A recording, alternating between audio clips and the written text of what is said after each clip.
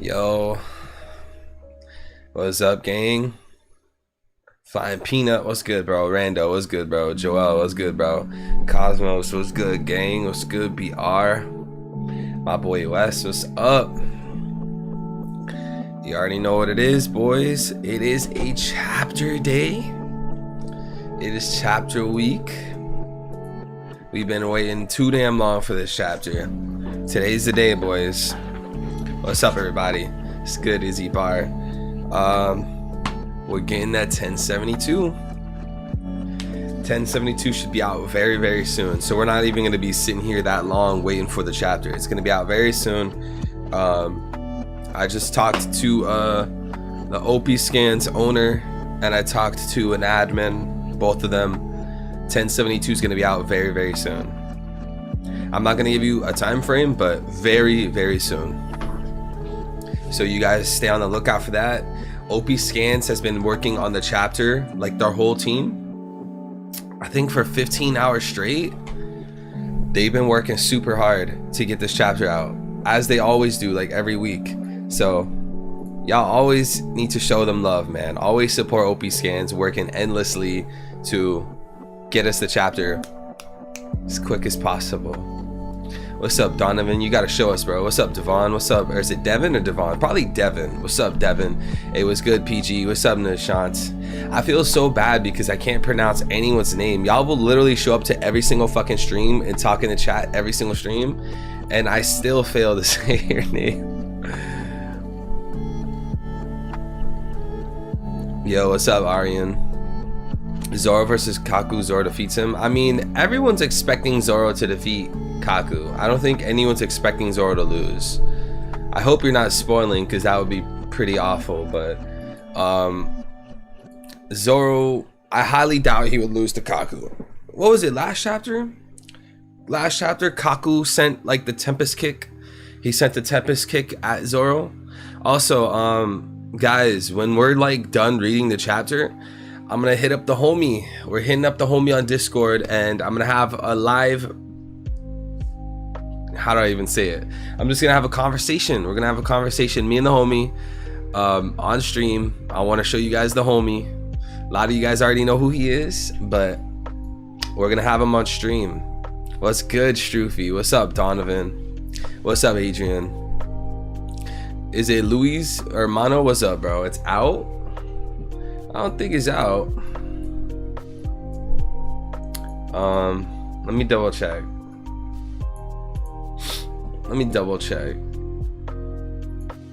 Nah, it's not out. It might be out on some random website, but I don't know. Nah, it's not Marshall to Preach. Hey, that was fun having him on stream the other day though. In the in like the Reverie after party, I had that boy on. Me and Preach, we were kicking it. We had JD Legend on. We had C Stone Sage on. We had Kev DOG, Kev Dog on. Yeah.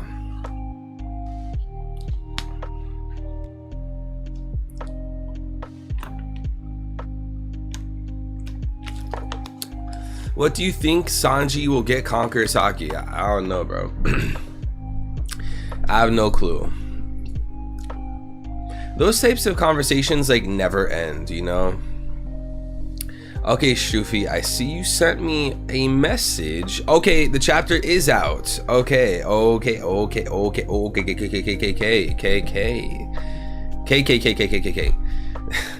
just realized I ended on a bad note. Look, we're gonna jump into it. The chapter is officially out. If you guys want to read chapter 1072, the link is in the stream chat. Okay, guys? The link is in the chat. What I need to do, I need to get that page on my screen. I need to remember how I did that. So we're gonna get into it, guys. If you want to read the chapter, now's the time. Okay, how do I do this? No. Okay, I'm gonna have it up here. Okay, then we're gonna shrink it. All right, guys, I accidentally deleted like this filter thing I have for the chapter. That way you guys could see it on my screen. So y'all gotta give me a second to set it up, okay? Y'all need to be patient because I deleted it. I regret deleting it. We're gonna crop it out. I'm sorry, this probably looks very annoying for you guys. Just bear with me and we'll be starting this chapter reaction, baby. I guess this is fine. We could just do it like this, but I do need to add a color correction. All right, are you guys ready? Are you guys ready for the chapter? Let me know right now, guys. Are you guys ready? Are you ready? Are you ready? And if I sound tired and groggy, it's because I literally just woke up not that long ago. All right, this should be fine. This should be fine. Y'all ready? Y'all ready? What's up, Cosmos? Mac, what's good, Brody? Thriller, what's up, man? I added your Discord, did you?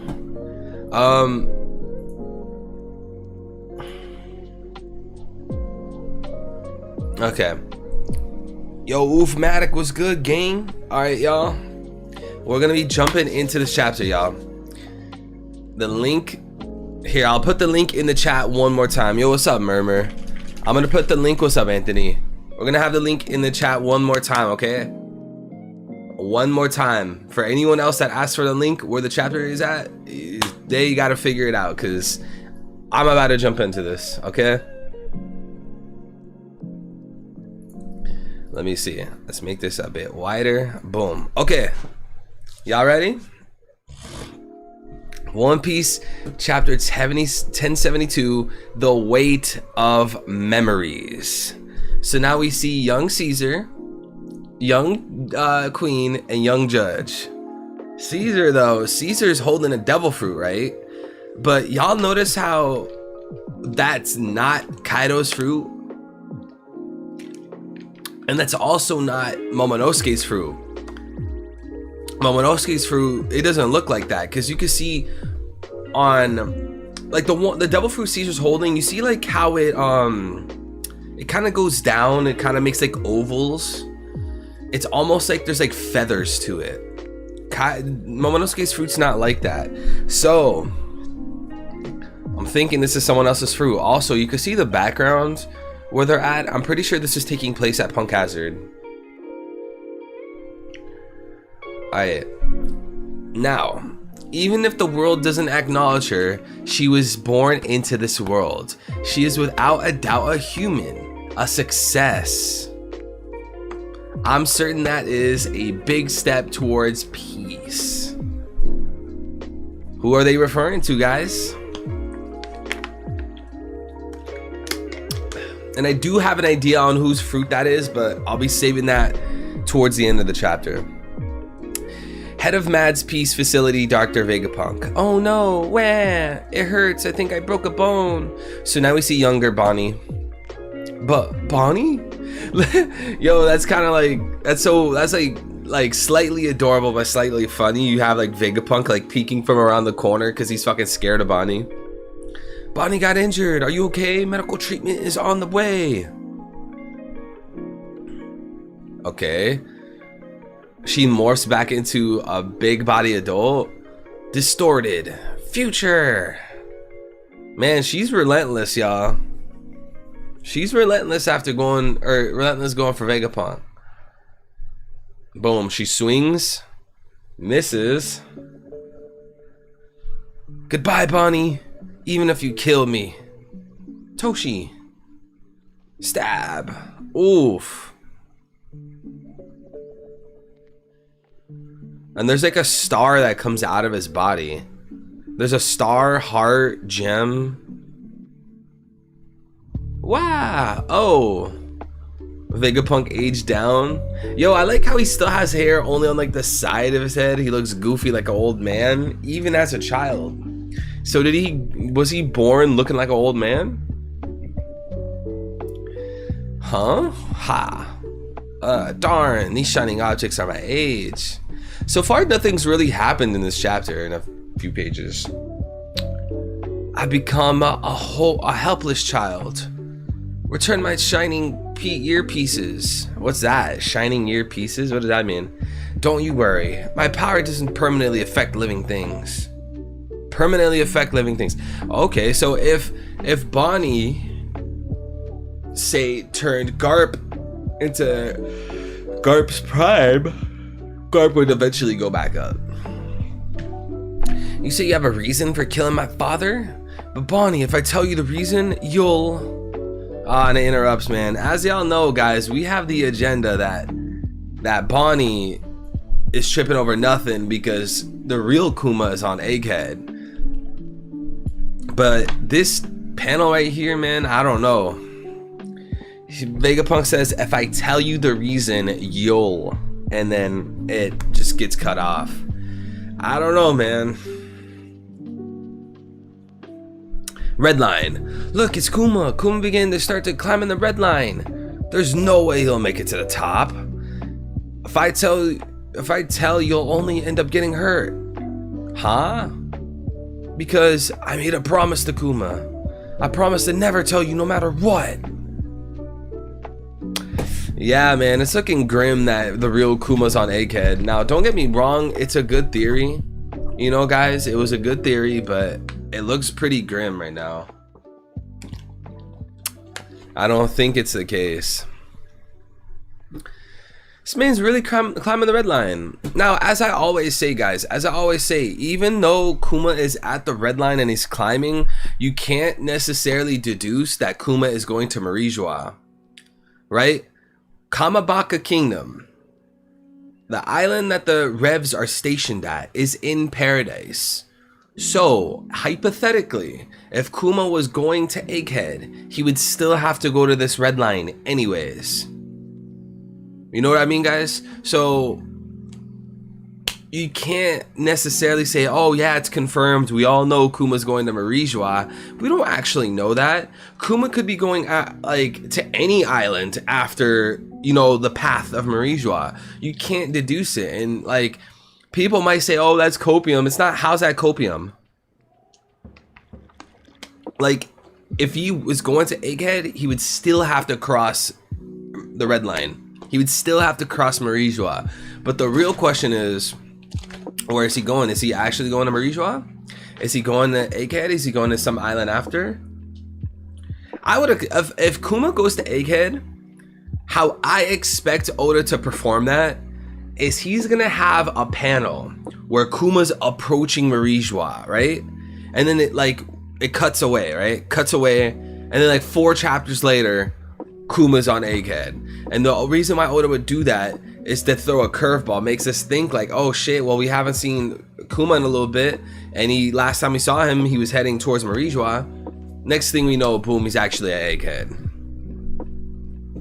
But so you have a reason but won't tell me? Stop playing with me. Do you think I'm dumb? I don't. Please forgive me. Kuma himself made the decision to give away his humanity. Stop lying. There's no way my father would leave me and just go die. You killed him. It was painful for me too. It's painful for me to even think about. Yeah, man, we're gonna get a crazy backstory about Kuma here soon. Oda's cooking, y'all. Oda's cooking. We're definitely gonna get a crazy backstory. There's no way that Oda's been like building this connection between Bonnie and Kuma since the Reverie and not do something, bro.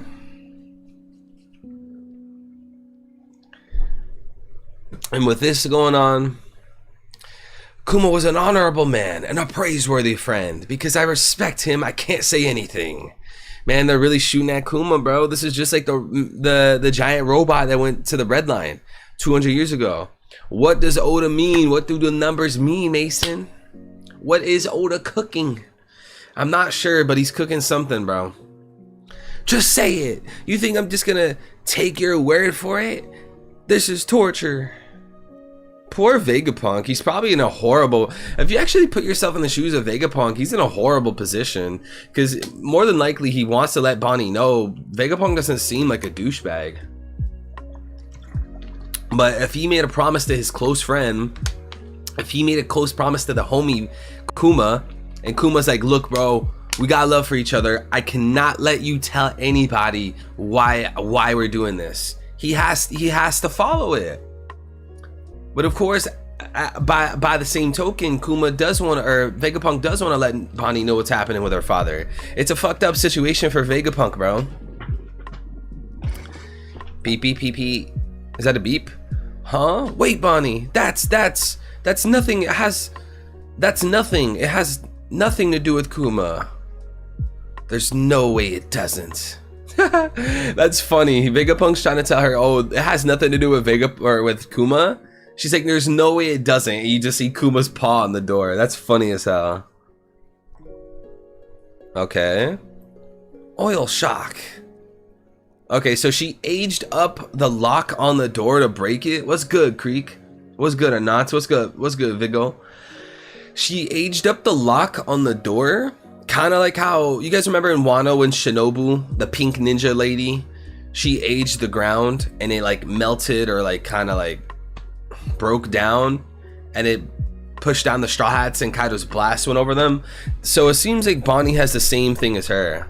It seems like Bonnie's fruit is just the upgraded version of Shinobu's fruit. Bonnie! Okay, what's in the next page? What's in the next page? Boom. Okay. So materialized matter. Does that even make sense? Materialized matter. Last time we saw this, what's good, Harsh? Last time we saw this was at Thriller Bark. When Kuma took all the pain from Luffy and made Zoro take it. Well, he didn't make, yeah, he made Zoro take it. That's the last time we saw this, man. Remember?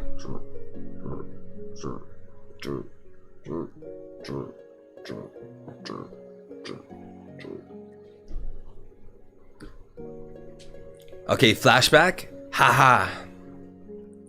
Emotion.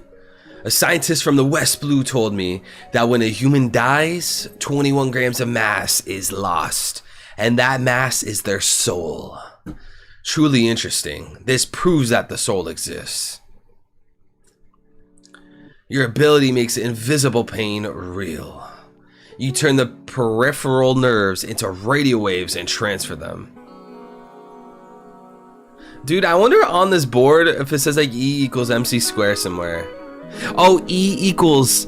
Oh, that's so cool. Yo, I wonder if you guys will be able to see it on the screen. Look, guys, look right here. You see this? E equals. I don't know if y'all can see it.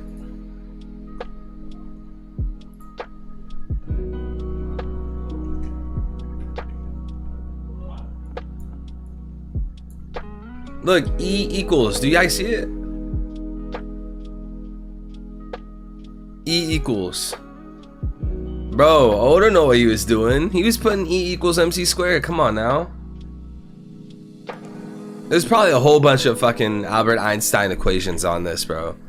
Somebody's gonna dig through this and find like, oh, this is Einstein's equation for this. This was his theory of relativity. It's this and this and this. All right. I gotta remember how big this page needs to be. Okay. You can turn the peripheral nerves into radio waves and transfer them, and it can inflict it on others. Then what about mental pictures, like images or memories? There are also signals sent from the nerves.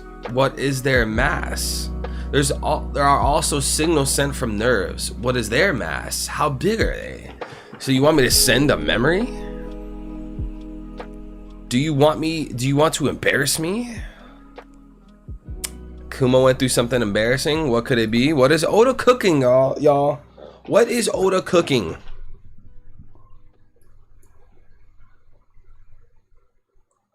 Please help. Science could take another step. No one else will look, I promise. No, please, I beg you. Don't touch that. That's pain. That's pain. You know Kuma's ability, don't you? That's enough pain to kill you. No, it's... Shoot down Kuma. Don't let him go to Morj. Know my father's abilities very well. We got him. Dude, this is the classic, like... the classic, like... same character, two different locations at the same time, bro. We're about to get an insane flashback to Kuma's life and what happened with him and his kingdom and Bonnie's life, and it's gonna be so sad on some Senior Pink shit, and then we're gonna cut back to Morj and he's just gonna be dying or some shit. Oh man, what if Green Bull or Fujitora kills Kuma? Hold him down. No, finish him first. He's still alive. All civilians, please evacuate the area. Damn, man. I guess this is the real Kuma. Well, you can see the paw prints on Kuma's hands. Alright, well, boys. It was a good time. It was a good time, man. Real Kuma theory, being an egghead's kind of in the mud. Hey, but you know what? That at least, like, with our real Kuma and Egghead, we weren't, like, none of us was really dying on the hill for that. It made a lot of sense. Oda could have did it. It's not the worst, it's not the biggest blunder in the world, like, say, ZKK. The Seraphim have landed. It's now 2 versus 7, and it's the most elite Seraphim. Darn, they called them while the barrier was messing up? No, they shouldn't arrive on CP0's orders. For different situations, Seraphim have been equipped with some decision-making ability. They are gauging how long the burial will last. That's crazy, bro.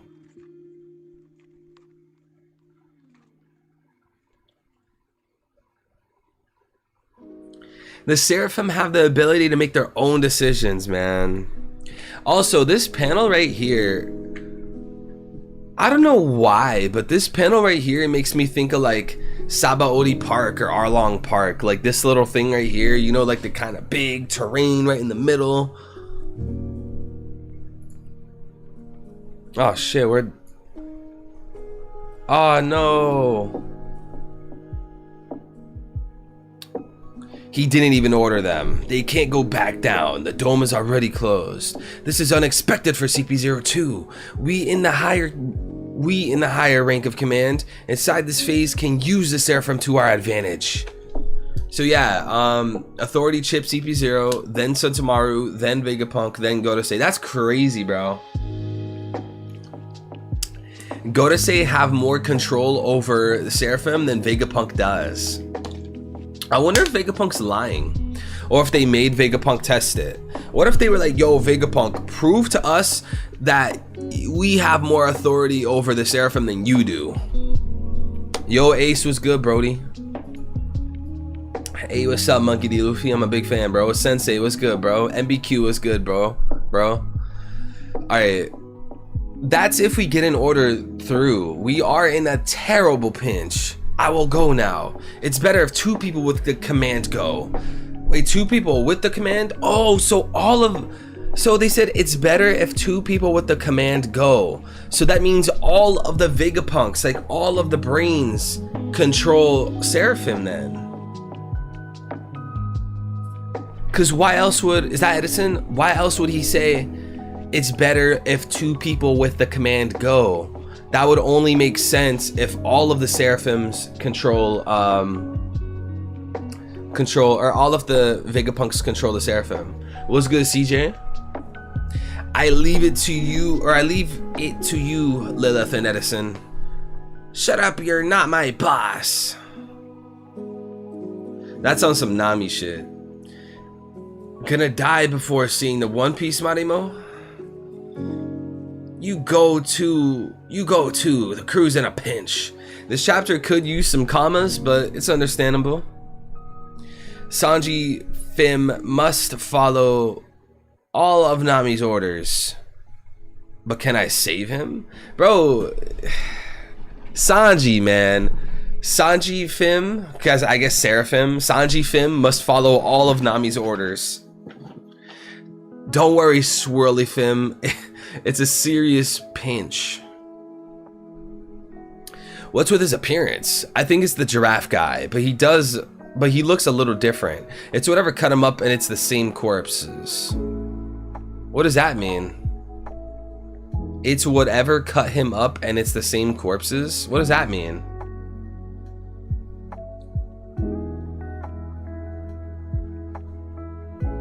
If you could cut me, Roronoa, I'll leave the ship to you, Brooke.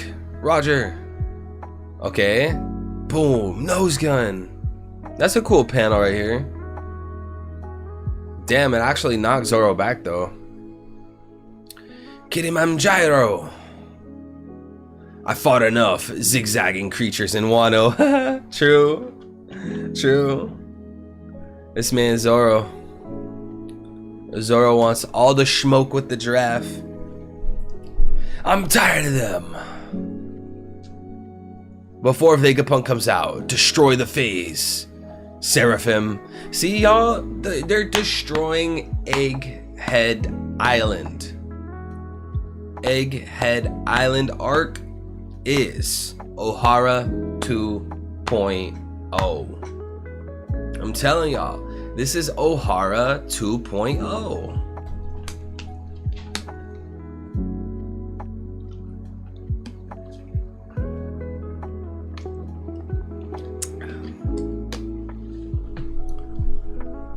This is really bad. They'll destroy the Labo. What? Look at Nami. Look at that S-Hawk. Bro, Seraphim Mihawk, bro, crazy, man. Yo, Rio, what's good, bro?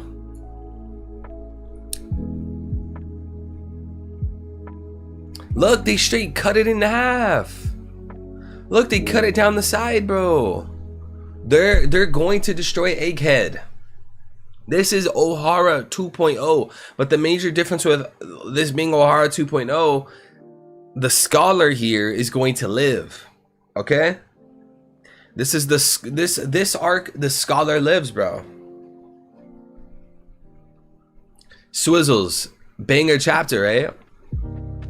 Whoa, kya. Hey, cool it down. Let's just complete our mission like this. Someone's on his neck. Is that like eating? What? You? Oh, by the way, there's like flame clouds. I forgot to point it out. The flame clouds around Kaku, I guess that's him being awakened. But like, he doesn't look much different besides the flame clouds.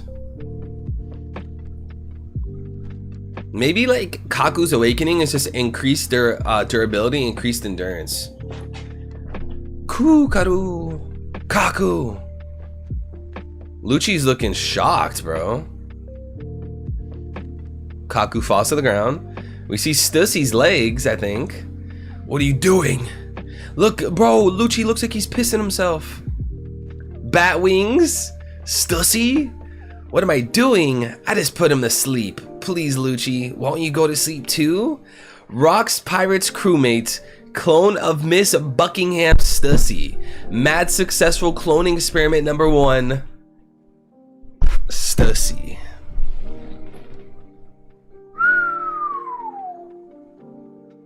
Damn.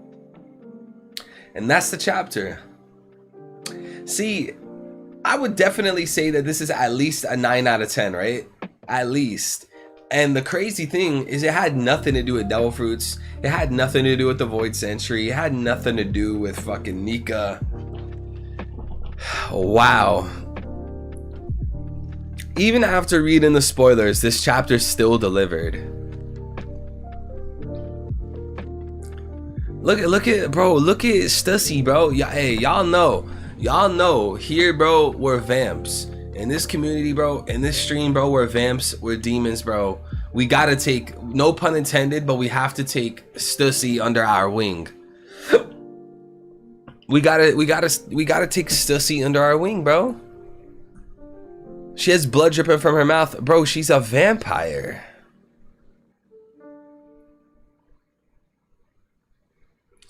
Rock Spire's crewmate, clone of Buckingham Stussy, mad successful cloning experiment. She's a vampire.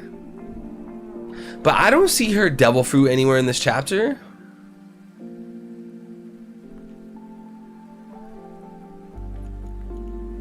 She's not a Lunarian, right?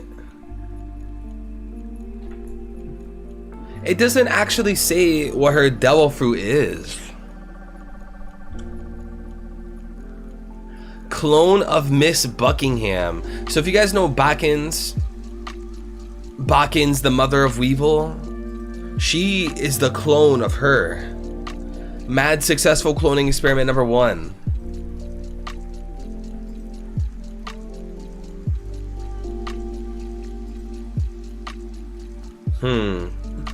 What are our thoughts, guys? Do we have any ratings on the chapter? Do we have any ratings on the chapter? Is that our Lord and Savior Cardi? Swizzles, that's her tongue. You know, I don't give out 10 out of 10s at all, but this was an easy 10 out of 10. This was one of those chapters that felt cinematic as fuck. It was. These are the chapters that make us read One Piece, bro. These are the chapters that make us read One Piece. What's up, Kurt? What's up, Mario? These are the chapters, bro. It was a banging ass chapter. And y'all know, real quick, I'll make it quick. Y'all know that you guys need to join my Discord server.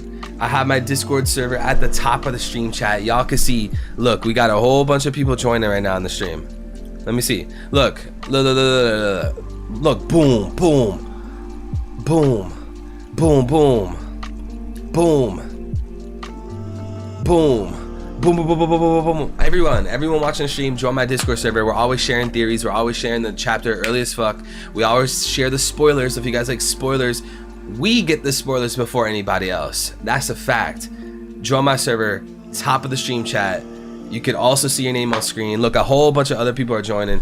Join my community, y'all. We're trying to grow. We have movie nights. We play Risk. We play Among Us. We play Dead by Daylight. We play Overwatch. Some of us play Valorant. Some of us play Modern Warfare 2. But with that being said,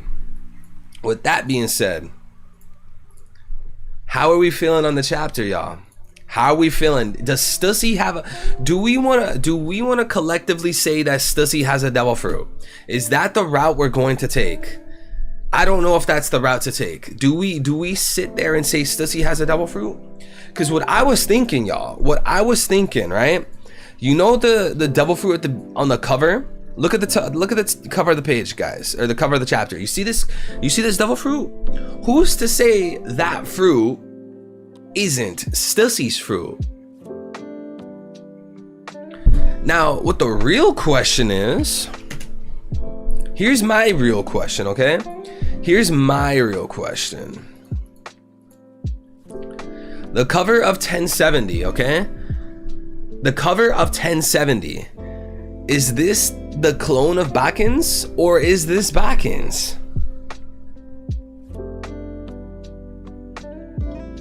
Because this is promising scientists gathering for the sake of the new world. So they're gathering together. So perhaps way back in the day, Bakins got with Mads, right? Based off this is what they first look like. And then after some time, right? After some time, they created Stussy. Here's the thing, right? Also on the cover, Germa's emotionless excursion, mass-produced killing machine. That's referencing clones. So technically speaking, the woman on the cover would be Stussy. Because when I say technically, it's because Stussy is a clone of Bakins. So if the cover is Bakins, then technically it's Stussy. Does that make sense? Because they look the exact same anyways. You think Bakin / Stussy is the young woman Higurashi turned into in Wano? Yes, actually, that would make a lot of sense. You guys know the young woman that Higurashi turned into? That would make a lot of sense.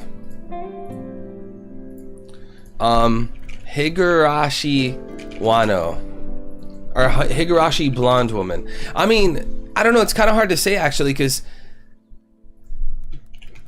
the dude, I'm looking for One Piece. What the fuck is this? The blonde dude, what?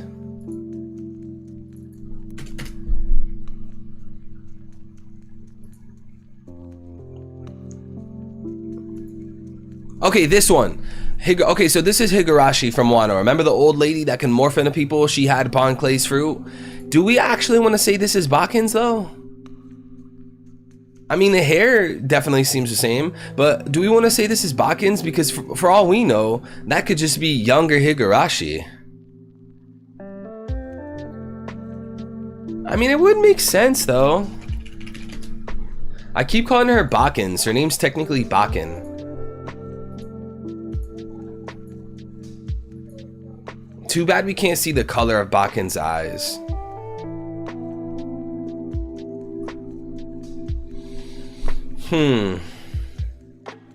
Does Stussy, I mean, the thing is, like, Stussy doesn't have the same hair as that, though. Stussy doesn't really have that same type of hair.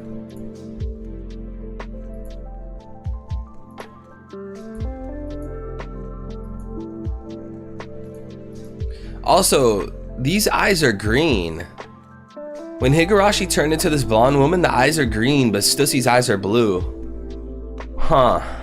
Maybe when they make a clone, like, it can't be 1-to-1. What do you guys think? What are you guys thinking?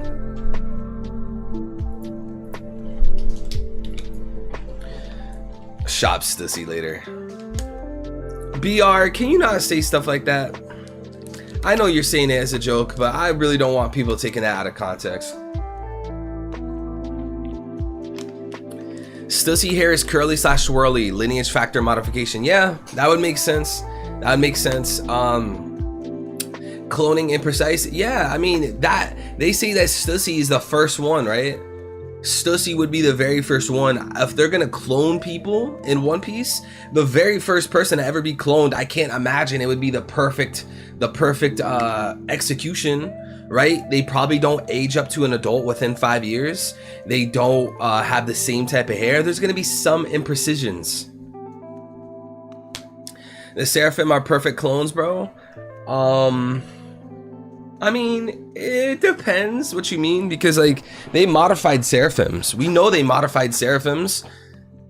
So like Seraphims are modified clones. So it's hard to gauge how perfected they are, you know? Luffy clone next? Oh God, no. I don't think they're gonna make a Luffy clone. We don't need that. Look, the closest to a Luffy clone is Katakuri, okay? That's the closest we'll ever get. Captain West was good, bro. Someone is on the ground in the cover page? Oh, yeah. It looks like they stabbed someone. You can see this is like their arm, right? This is like their arm. Yeah, it's impossible to tell who they stabbed, though. It's too speculative. I really enjoy you pulling that out, though. Pause. Major pause. I really appreciate you pointing that out. Who was that said that? Yo, Dion Edwards. Shout out to Dion Edwards. Bro, Judge is stabbing someone. This could be Bakins. Like right here, they're stabbing Bakins to make Stussy. Okay, so here's a possibility. They're stabbing Bakins because I don't know if they're like injecting her DNA or some shit. They're stabbing Bakins, and Caesar's like pointing to the fruit. He's like, "Yo, we're gonna clone you, and we're gonna give the clone your fruit."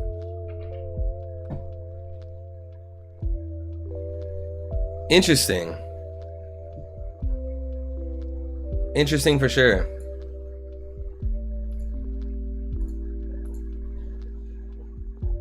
Bakin and Stussy share the same blood type. Yeah.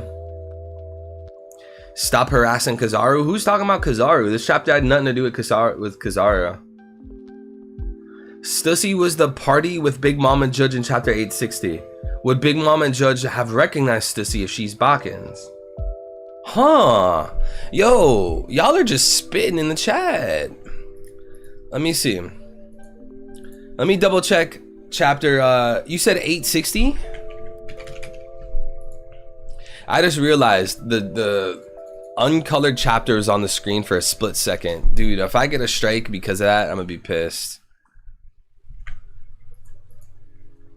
Okay, so Stussy's here. Dude, she's such a baddie, especially since she's Vamp. And this, I always tell people about this. This man, Peril Sparrow, made an entire fucking candy staircase. This is insane.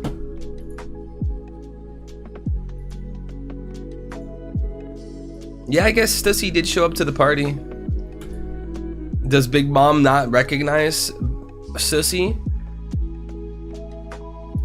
You know, here's another thing though. What if they cloned Bakin to create Stussy, but it just doesn't look like Bakin? Like you could clone me and make a whole human with my organs and everything, but they just don't look like me. That's another route Oda can go down. There's a few routes Oda can go down.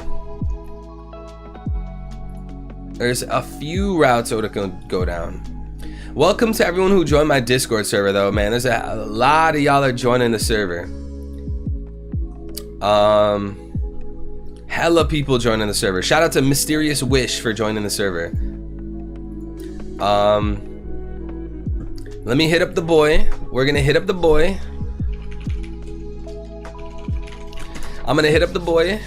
We're gonna see if we could get the homie onto the stream. Me and the homie are gonna talk about 1072. We're gonna talk about One Piece for a little bit. We're gonna see what we can figure out. Fujitora doesn't have a devil fruit. His sword does. I mean, isn't that like speculative? You can't really like. There's not much to say. Magellan has very similar wings. Bro, at this rate, there's too many characters with wings in One Piece. There's too many. Shout out to Jeddah for joining the server. Alright. We're going to get the homie on the server, y'all. Or the homie into the call.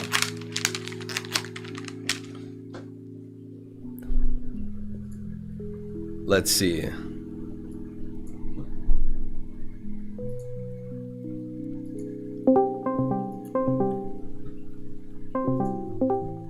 Yo. What's going on, bro? We here, we live? We here, we live, bro. You gotta do your little introduction, bro. Let them know who you are. Oh, do you want me to wait? Let me actually check out your stream to see how you're doing this. Even though, okay, yeah, you know who I am. Well, maybe you don't. I'm just thinking that we're still the VC of the Discord, so it's like, oh, guys, you know who I am, but no, we're actually here. Yeah, I'm standing so, guys. I do mainly power scaling, but you know, again, I hate when people, well, not hate, but I don't really like when people like say, oh, you only do power scaling, right? Because like I like everything else. I just really focus on power scaling right now because I feel like I haven't really seen much good One Piece power scaling. But you know, we're here to talk about whatever, so let's do this. Yes, sir. So did you actually manage to read the chapter yet? I'm assuming. Yeah, I just read it. You want to make this into a video? I want to test out that thing that I had shown you before. We made this into a video call. I want to put up I want to just test out that thing. Wait, you said put it into a video call? Yeah. In the sense of like, can you? When you say put it into a video call, what do you mean though? Like in Discord? In Discord. I'm gonna try it. I remember I had showed you something before, like with my avatar and the background and but we don't have to. Never mind. Oh, I mean, you can.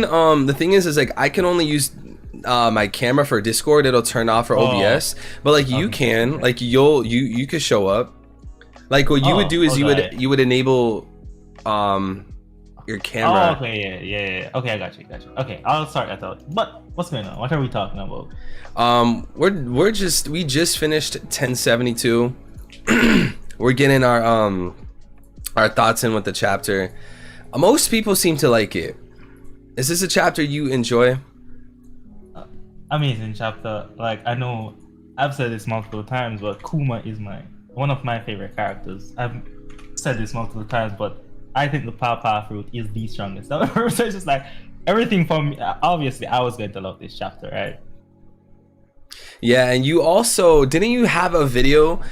Exactly. You had a video about Kuma, right? Materializing things that are just intangible, like pain. You broke it down perfectly. Mods, please find the link to Stein Exos' video on Kuma's Devil Fruit. Post it in the chat. Yeah, funny thing, right as you're about to right as you were calling me, I was about to make a post in my Discord saying that I know you all are going to ask me questions about this latest chapter, and I was just going to link my video because what usually happens is I feel like whenever something new for the One Piece community, if it's not literally stated, it's like, oh, it's not true. But it's just like, no, a lot of these were commonplace before. Like if Kuma can extract pain, then what would stop memories? What would stop happiness? You get what I'm saying? Because these are all along the same spectrum. So I spoke about it before. Of course, we can always speak about it here. But it's just so yeah, for me, this chapter is just like, okay, guys, yeah, told you so, right? You know what I'm saying? That's just So now I'm trying to remember though, because you talked about a whole bunch of Kuma stuff as far as materializing things that are intangible. Did you ever cross the line of Kuma materializing memories? Because I don't remember if you dove into that. Yes, actually, I give. Yeah, that's the thing. It's that was actually, I literally just checked. Memories was literally even stated in the video. Right, so I mentioned things like the soul, I mentioned things like happiness, sadness, and I literally mentioned even memories in the video. So yeah, that can be checked out. All right. Yeah, so you just, I could tell you appreciate how Kuma and his fruit were handled this chapter because it fits what we've been shown, correct? Yeah. No, yeah, it's like the Haki thing, right? So remember, we've spoken even way before Law versus Blackbeard. We've spoken about Haki being anti-hacks technique, right? It stops hacks. So that's why devil fruits like sugars, devil fruit can't just go rampant. Dofi can't just take sugar to Onigashima and touch Kaido and just say, well guys, that's it. Nah, because Haki. But for some people, we knew that from Law teleportation not working, right? But some people, if they don't literally see it stated that, oh, Haki does this generally, they're like, oh, this doesn't happen. So for some people, it took Law literally saying, oh, Haki does this, for them to be like, oh, Haki is an anti-hacks technique. Nah, Law already demonstrated that to us at, Kaido already demonstrated that to us at Onigashima. So it's the same thing with Kuma. Kuma's whole thing, Devil Fruit, is allowing him to interact with and materialize intangible things that was already displayed at Thriller Bark. But for a lot of people, they're like, oh, Vegapunk says it's now it's true. I'm just like, oh, come on, guys. Right, so yeah. So are there any other things that Kuma can create physically that would just blow people's minds beyond memories and pain? There has other things crossed your mind? Okay, yeah. So firstly, I think we should talk about the wording used in this chapter, right? Because I expect that a lot of people will talk about this. So in the OP scans translation, and it doesn't matter the translation, but whatever they says, you turn the peripheral nerves into radar waves and transfer them. All right, so that's wrong, right? And I expect this will be a major point of contention going forward for all translation. So I think that needs to be separated, and it's explained in the video also. Nerves and neurotransmitters aren't the thing. So, for example, serotonin is one of the neurotransmitters that when it interacts with various receptors, it can cause the sensation of happiness, like serotonin and dopamine. But those transmitters themselves aren't happiness, right? You know what I'm saying? So, yeah. And that goes further for nerves. Nerves themselves aren't an emotion or pain or anything like that. They merely modulate it. So this is just wrong. And I assume the actual translation will be a bit more vague. But it's not nerves being turned into pain, because that doesn't make any sense from a physiologic perspective, right? So that's the key thing that, like, I feel like what people need to get is that pain, happiness, sadness, and memories don't actually exist in your body. If I were to cut you up through evil and look in your brain, you won't find memories in there. They aren't a physical thing. The neurotransmitters themselves aren't the thing either. So it's our best. I'm not a physicist or a biologist or anything like that, but based on some research, our best understanding of like consciousness and all of that is that it's an emergent property. Now, what I mean by that is, think about wetness. So H2O doesn't actually have wetness. There's no actual wet properties of atoms. But when you put two hydrogen together with oxygen, you get the emergent property of wetness. So pain, sadness, and emotions and consciousness as a whole we generally think of as an emergent property like that also. So it isn't actually in the body, and that's what makes Kuma's ability so terrifying, right? To be able to interact with something that technically doesn't even exist, because it's all subjective, right? If you were to put your hand on a stove and I were to put my hand on a stove, we'd feel different amount of pain, right? Yeah. You would feel pain, but pain, that's just a signal. That's not like, you can't like hold a pound of pain. Like, that's not like a thing. And think about even an event, right? Because when someone suffering is also what Kuma spoke about. Like, let's say we both go through an event where, let's say, our mother die or somebody close to us die. That will cause pain and suffering inside of us. But we won't have it could be like, you could isolate it, cause the same situation, like, but it will be different for both of us, because a integral part of things like pain and suffering is that, by definition, part of it is subjective, right? There is a physical component in that neurotransmitters, but the actual appreciation of it is a subjective phenomenon. So from that, like, I put pain above things like the soul, because, all right, think about Brooke. When Brooke ejects his soul, that's usually thought of like as a thing, right? When you think of the soul, you usually think of something that actually usually exists. Maybe it's not in the body, but it exists somewhere. But pain doesn't actually exist. Like happiness. think about happiness. Yeah. When you think about happiness, you don't actually think of it as existing like the soul, right? Yeah. Yeah, so it's like that. So I put concepts like that higher than things like the soul. So if Kuma can extract that, then everything, so whether it be the soul, so everything physical firstly, so entire blood volume, your nervous system, all out of the way. Then you go ahead. No, you're good.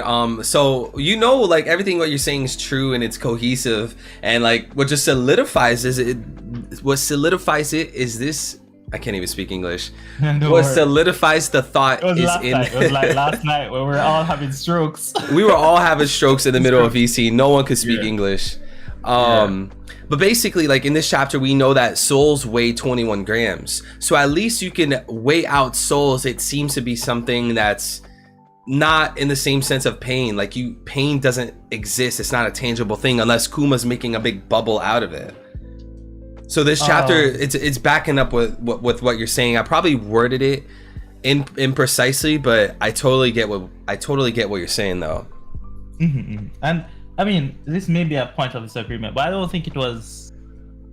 I think it's more of a hypothesis. A scientist from the East who told me that when a human dies, 21 grams of mass is lost, and that mass is their soul. I think that's more of a hypothesis than a confirmation. Right? Okay.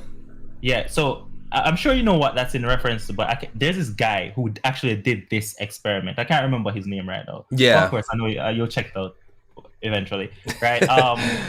But yeah, so it's just like, that's just like a famous hypothesis that goes around, and of course the scientific community disagrees very much with that, right? So I feel like that was just like a nod to that, rather than saying that this is an actual fact. Do you get me? Yeah. So what do you think's the chance of Oda going down the route in the One Piece story, this fictional story, that souls do weigh a certain amount of pounds or grams? Do you think Oda will take that direction, or do you think he'll stay more realistic and just make it a hypothesis? Well, so the main problem with the experiment that was done in real life is that there was 4 persons that it was done, and only one of those 4. So basically, the person kind of like measured like their breathing, their excrements, and all of that when they were dying. So he got somebody, put them like on a scale or something, and measure everything when they were dying, and measure the change. But the problem is there was only one person.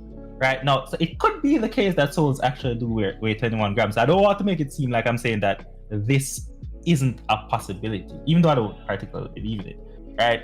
But I was just saying it's not proven in real life. But as it relates to your question, like I feel like Oda could go anywhere, and I'm hoping he goes in the most creative direction possible. I know that might not be an answer, but that's however his crazy juices flow, that's where I want him to go. Hey, what's up everybody in chat? I see you guys. Much love everybody. So I want to actually backtrack because you said something that was super interesting. I think correct me if I'm wrong, but I think you said at one point like consciousness is not necessarily a thing, like a tangible thing, right? Yeah, so it's like, again, and when we talk about all of this, I just like, of course we all have to have a little humility here. Again, I'm not like cutting edge neuroscientist or anything like that. So like take everything I say with a grain of salt. Always do your own research to check it out. But when we're talking about this, we're kind of separating it from like physical versus non-physical.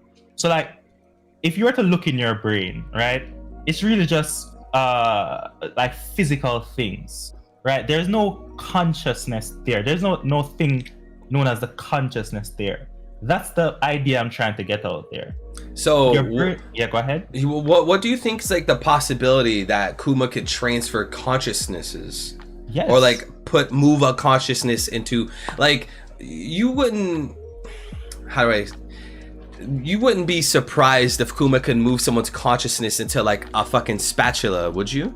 Like so 2 things. Let's break that up. So the first point, transferring consciousness, I say of course. Again, the basis of deflection of everything, and then the fact that like from pain was extrapolated to memories and everything. I extrapolated to consciousness and everything. I even go further and say even he should be able to even remove a devil fruit from an ex-person. Oh, let's not go there right now. Oh, that's fun though. Yeah. But the second part of your question now is you have to remember, like, does that thing, even if Kuma can remove the consciousness, does that thing have the capacity to hold it? So for example, Kuma can remove pain from Luffy, but if he gave that pain to a rock, does a rock have the capacity to feel pain? I would say no. So it's like, yes, he can transfer consciousness, but that doesn't mean he can just give it to anything. I get what you're saying. So it would have to be like, I don't know, someone that's maybe like brain dead or something. Yeah. You could then kind of pull it off. Yeah. Something that has like a functioning, I guess, brain. Yeah, exactly. Okay. Exactly. So I'm just really trying to figure out where Oda's going with this. I'm trying to see what he's cooking. Do you have any kind of predictions as far as like Bonnie stepping in this? She claims it's memories, right?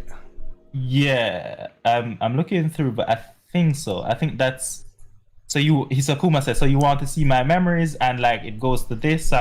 That's pain. You know, don't touch. No, he says don't touch that. That's pain. You know, Kuma's ability. Don't you? That's enough pain to kill you. So is it pain or is it memories? It could be. You could technically like recontextualize memories into pain. Maybe that's something Oda's trying to get at, because like what you said, right, they're talking about memories, then it cuts back to the bubble and it says it's pain. So you know, a lot of people call memories pain, not literal pain, like my hand hurts.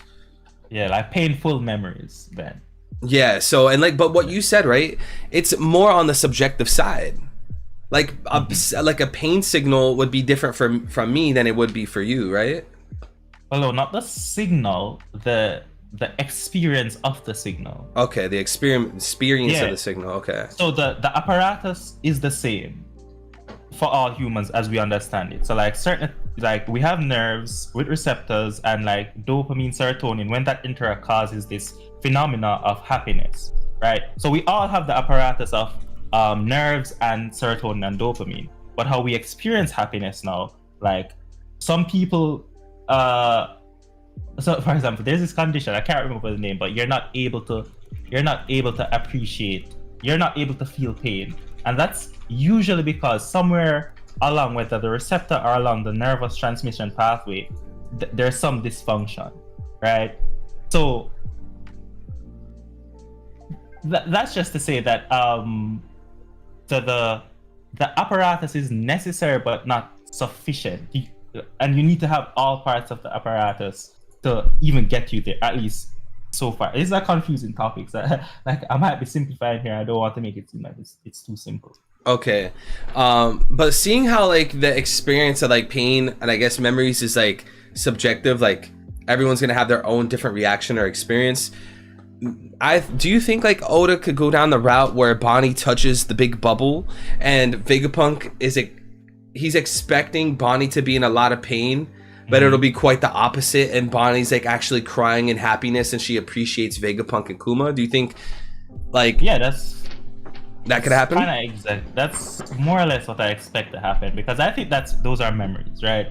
And I feel like further translations might clarify that up a bit. I haven't checked the Reddit, the one that's on Reddit, the One Piece subreddit before, and they go into the room, and I think they're basically saying that it's memories. I think they said that Vegapunk wants to try out bringing out his own memories. He wants to know the weight and size of a human memory. Kuma doesn't want to, but Vegapunk begs him. So I'm guessing at the end of that begging, he eventually did it, and it's actual memories. Oh wait, and they say, and Bonnie says, "I know my father's ability. This is not pain. Those are his memories." Right? So I expect that to be clarified, especially at the Viz. But I expect those to be fully memories. I expect her to touch it, and just like how when Zoro felt the pain after touching Luffy's pain, when she touches the memory, she's going to be like, "Oh, this is what happened." Right?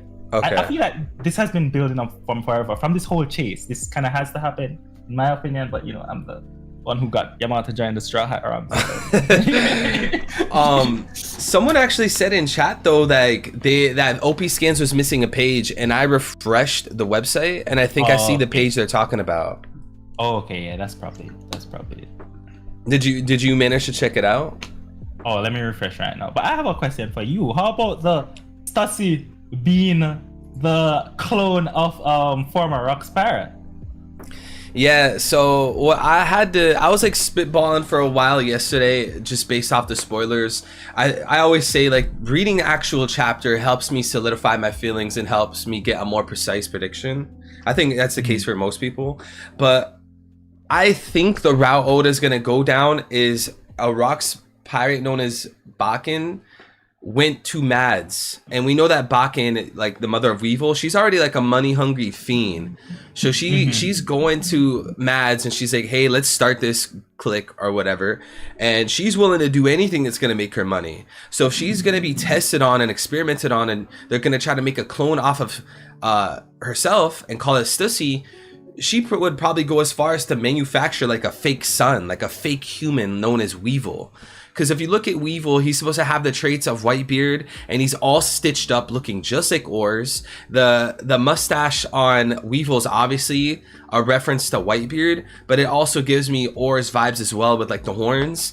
So what I'm thinking is, like, in a way, Bakken had an exchange with Mads. They're like, "Let us experiment on you and try to create our first clone." And she's like, "Okay, but if you do that, I need you to make Weevil. I want a son," because I probably should have prefaced this, but we know that the Rock's Pirates wanted to make one big score. And seeing how Bakken is obsessed with Whitebeard's treasure, perhaps Whitebeard managed to grab the one big score that Zebek wanted. So now Bakken, being a money-hungry fiend, is willing to do anything for that, and go as far as to have a fake baby made. Okay, no, yeah, definitely interesting. Before this chapter, I was like, everybody was basically saying, "Oh, Zebek clone, oh, clones of everybody." I was like, bro, really? But after this chapter, now, like, I feel like that's, you know, Weevil, for example, being a clone of Whitebeard is a little more likely, right? Yeah. Yeah. So, but when you say what would that one big score be? Any ideas? I have no idea, man. I toyed around with the idea that it's the poneglyph from Fishman Island, but even then it seems a little weird because we know I don't even think that's possible actually. Because in Odin's flashback, Roger already saw the poneglyph there. I don't think they would have moved it to Fishman Island and moved it back. I have no clue. Oh yeah. Ancient weapon?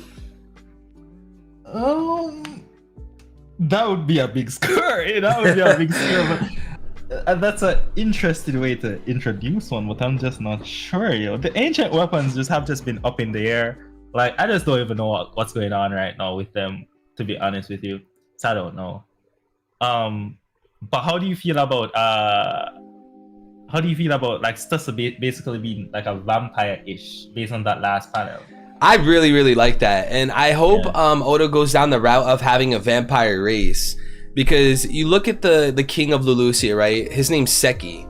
This man is a full-fledged vampire. Like, it's undeniable, because Lulusia, if I'm not mistaken, is I don't remember what language, but it's supposed to be light in another language. So you know, vampires, they're weak to light or whatever. That seems a little vague, but this dude has the whole cloak on him, vampire fangs. He's sipping like blood red wine at the reverie. Like, he just gives me huge vampire vibes. So seeing how Stussy, like, if it's possible that they threw like some vampire race into her when they cloned her, like, you know how they alter the seraphims or whatever, they give them Lunarian DNA, possibly that's what's going on with Stussy. Or Oda just takes the approach of giving the clone Stussy a fruit. Yes, I like either or. I feel like I may prefer the race, but on another stream I think someone was asking me about the gods of the One Piece world. That was a stream I was talking about, like Jesus being a devil fruit. But but yeah, there's I think Google the Batonomy. It's from a game. Batonomy Model Vampire, right? I was just like, that was a cool fruit that was introduced in the game. I'm just like, and for the longest while I've always wondered why that fruit at the very least was not introduced in Thriller Bark, because that would be like a perfect fruit for the Thriller Bark aesthetic. So so if it's not at the race, which I'd love if there was an actual race of vampires, that would be cool. But if it's not a race, if it's at least a devil fruit, that would be fantastic, right? But either one is fine. I'm good with either one. Yeah, I was really thinking deep about this. Like, I think it was like 3 or 4 or 5 a.m. this morning because my sleep schedule is just wacky. But Vamp life. Vamp life. How ironic. Perfect timing, honestly. Exactly. But I'm really happy you brought this up, because I was looking into this, and you're totally right. It's from One Piece Unlimited World Red, the game from 2013. The cool thing is, though, the main antagonist of that game, like what you said, he had the Batonomi model vampire, mythical Zoan, because vampires are mythical creatures. But the main antagonist, when he had that fruit, his name's Patrick Redfield. They call him Red. He was specifically designed by Oda. Like, Oda specifically designed this guy who dresses like a vampire, acts like a vampire, same vibes as Mihawk, right? And he has the bat model vampire, which seems to be a possibility for Stussy.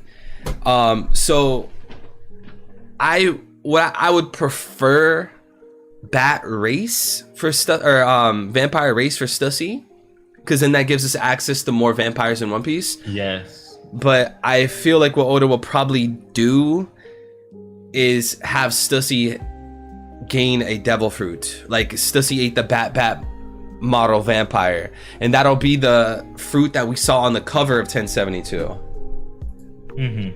I definitely agree with you. I would prefer race, because we've spoken about this a lot, but I like the diversity of One Piece, and there being like a vampire race, just beautiful. That would just be fantastic. Rather than there just being like one fruit, just kind of restrictive in a sense, right? But if it is a race, I feel like you were kind of experimenting with Kuma race kind of being that added race. Are you thinking about that? So it's interesting because, like, I'm glad you brought that up. If we go down the route, I feel like this music's too loud. Let me turn it down real quick. If we go down the route that there's a vampire race, right, we got to bring into question Kuma, because if I'm not mistaken, didn't they say that Kuma was the last of his race? Yeah, I think they said something like that. So I think that would mean that Big Mom already has a vampire somewhere in her, camp, and the missing race she needs is Kuma. Because I feel like there would be more vampires in the world than I don't even know what to call Kuma's race, bears in the world. The bear race. The bear race. I would lean towards that just because of the context of Kuma being the last one. If I'm not mistaken, I don't know if that's how they specifically worded it. No, oh, yeah.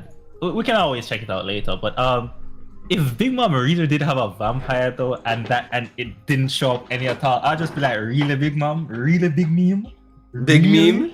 Yeah, bro, no awakening, and you have a vampire just sitting back, and you're like, nah, really, big meme. I would be disappointed, bro. I would be disappointed. Okay, the chat's saying they don't think they said Kuma was the last. They only said he's from a special race. Okay. Yeah, so at that rate, then you can't really gauge which one Big Mom's missing. For all we know, it could be a race we haven't even seen yet. Yeah, definitely. But if she has the vampire and I was just kept keeping it under wraps, I'm literally going to start a hate campaign against Big Mom. Come on, Big Mom's dropping the ball like too often. No, yeah, and like I get it, but I have a question for you. Because I know how I feel, but I want to know how you feel. Firstly, do you think King and Queen are awakened?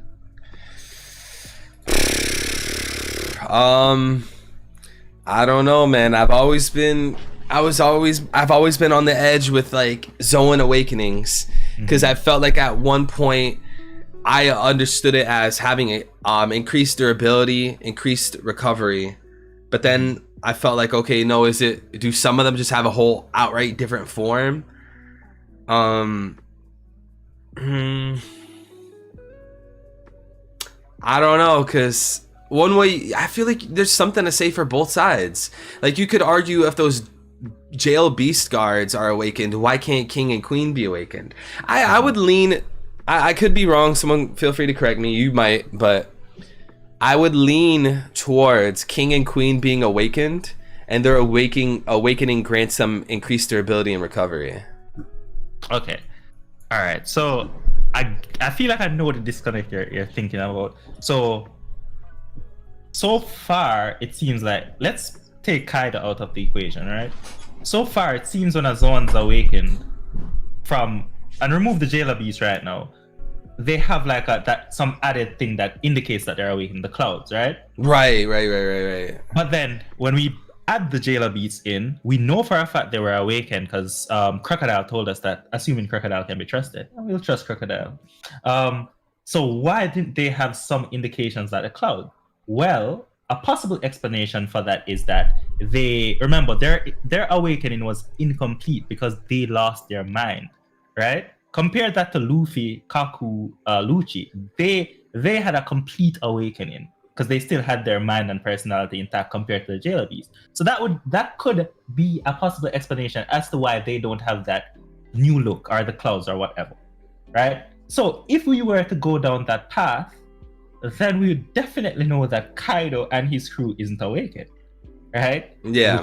Which would be wild. But let's say that isn't the thing, and let's just say that some people have the clouds, some people don't have the clouds. Now that opens up a can of worms. Like, okay, but why, right? Like, but let's ignore that for now and just assume that we don't know, whatever.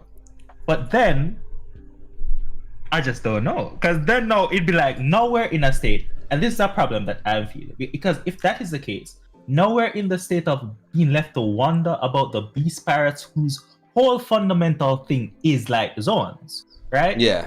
So we aren't sure about them, but with Kaku, the giraffe, the giraffe. It is literally a giraffe devil fruit. So we're Kaku and Lucci, where we get a confirmed awakening. Do you see? Like for me, that just feels like a huge problem, and I'm just sad, bro. I'm just here crying, drinking some alcohol, thinking about my awakened king. What would my awakened king and queen look like? Oh man, awakened king would be nuts, dude. Because bro, just being a pterodactyl is so fucking cool to me. Like, when I think of king, bro, I always think of Aerodactyl, the Pokemon. Yeah. So sick. I just love that kind of creature.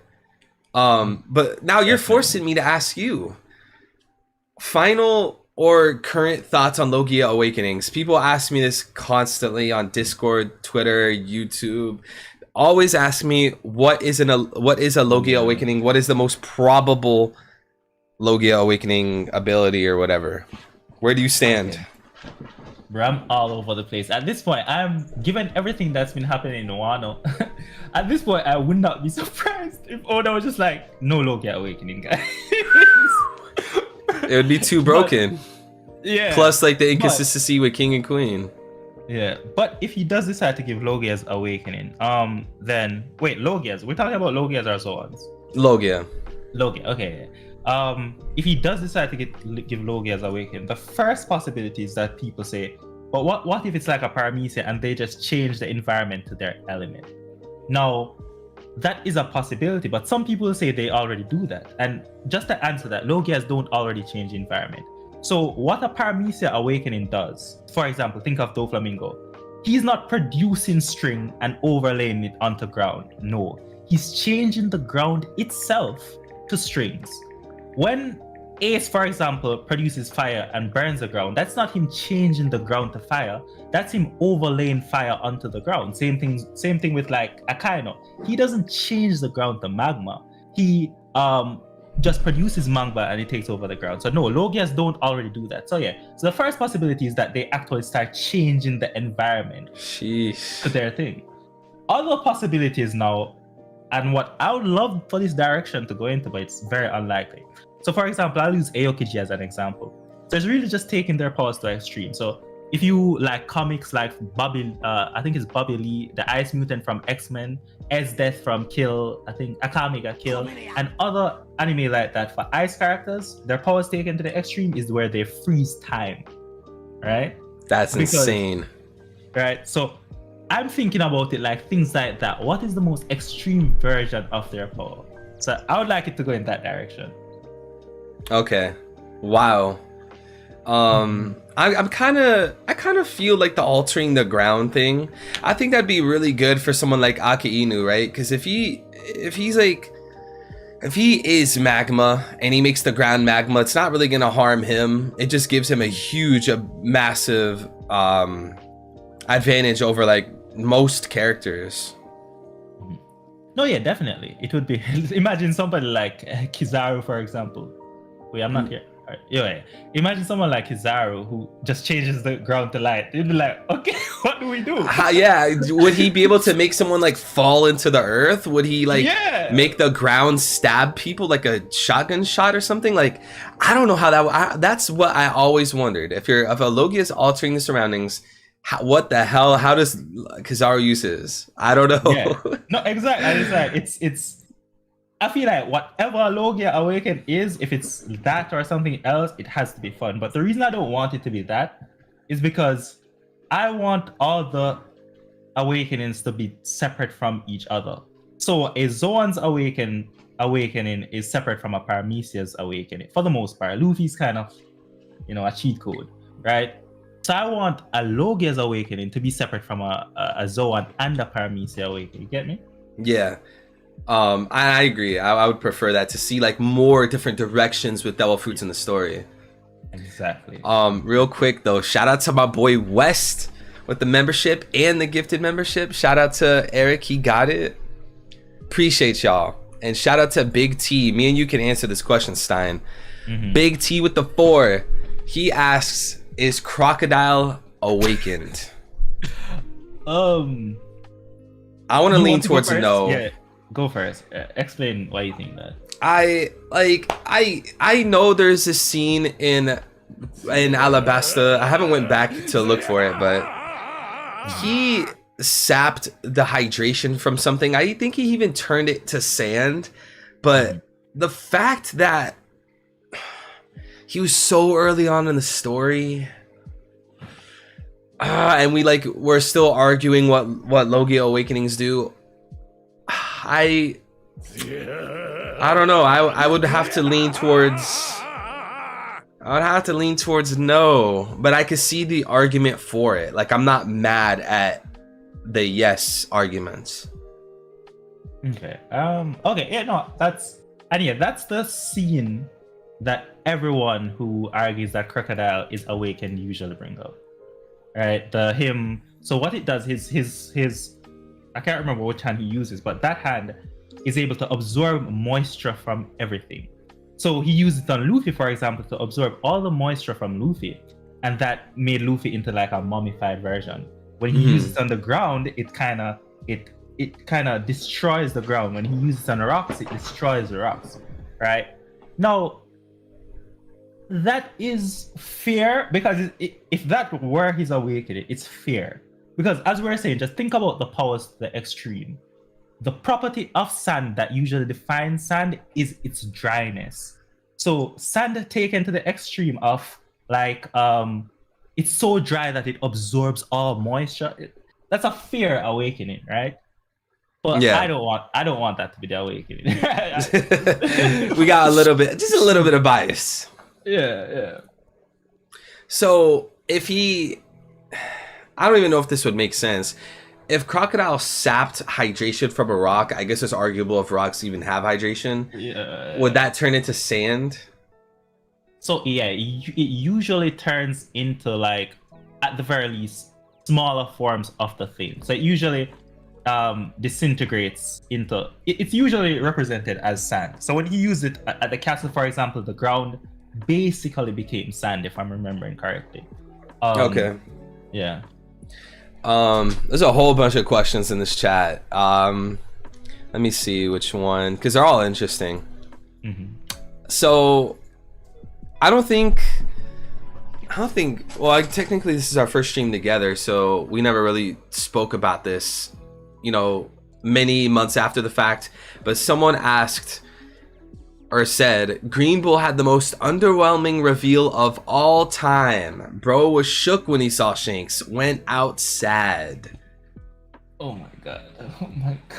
Where are you in that kind of I'm not sure. Do you want to go first, or do you want me to go first? Because I'm gonna go off. All right, I'll warm up the water a little bit. All right.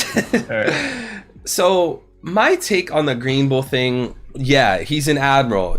Admirals are said to be the top of the Navy. They're the top of the Marines. You don't want to show an admiral for the first time when he looks like his fruit abilities, how he fights, like, his whole persona, by having him like scared shitless. But I'm torn, because at the same time, like, if there's anybody in One Piece that will pull up on you, you do not want it to be Shanks. Like, in my heart of hearts, I feel like 95% of the cast, probably more, would be sent running by Shanks. And from a story perspective, I would imagine Oda would power scale Shanks over admirals. So the way I feel, and maybe you have some clarification, is like Shanks is probably the worst person that could pull up on you, and most people would have ran. That's how I feel. But at the same time, do we want to introduce Green Bull like that? I don't know. All right. So firstly, I know but just to be clear, of course I'm a Shanks stan, guys. Like, I feel like when I say that, maybe it's because of how that's usually used in the community. People think that if you're a Shanks stan, or you're a stan of somebody, like, you deny facts, or you give the most absurd arguments for them, or right. But no, I'm just a stan of Shanks because I love his character. But like, that doesn't mean like I deny, like, the facts of the situation and all of that, right? So getting that out of the way now. Okay, firstly, I feel like people are kind of forgetting this. Before, like, when Green Bull first pulled up on Wano and was just destroying King and Queen, everyone was hype as hell. Do you remember that during that time? Yeah. Right. No one was ragging on Green Bull, because Green Bull was literally no different King and Queen. Right? Right. But I feel like people have like forgot that. No, like, Green Bull no diffed the first and second commander of Kaido, who, right, and we got to see their strength from Sanji. Now, immediately after, we can just address this right now. Some people are saying that they weren't fully healed up.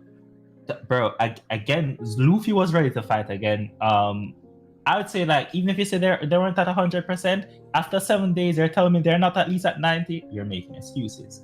Secondly, some people are saying that like they were in prison, so they were in C Prism Stone. Again, like I challenge, like I've looked through this, but again, anybody, please, somebody in the chat, look through the chapters right now. Tell me if you see king or queen and in any cuffs, please.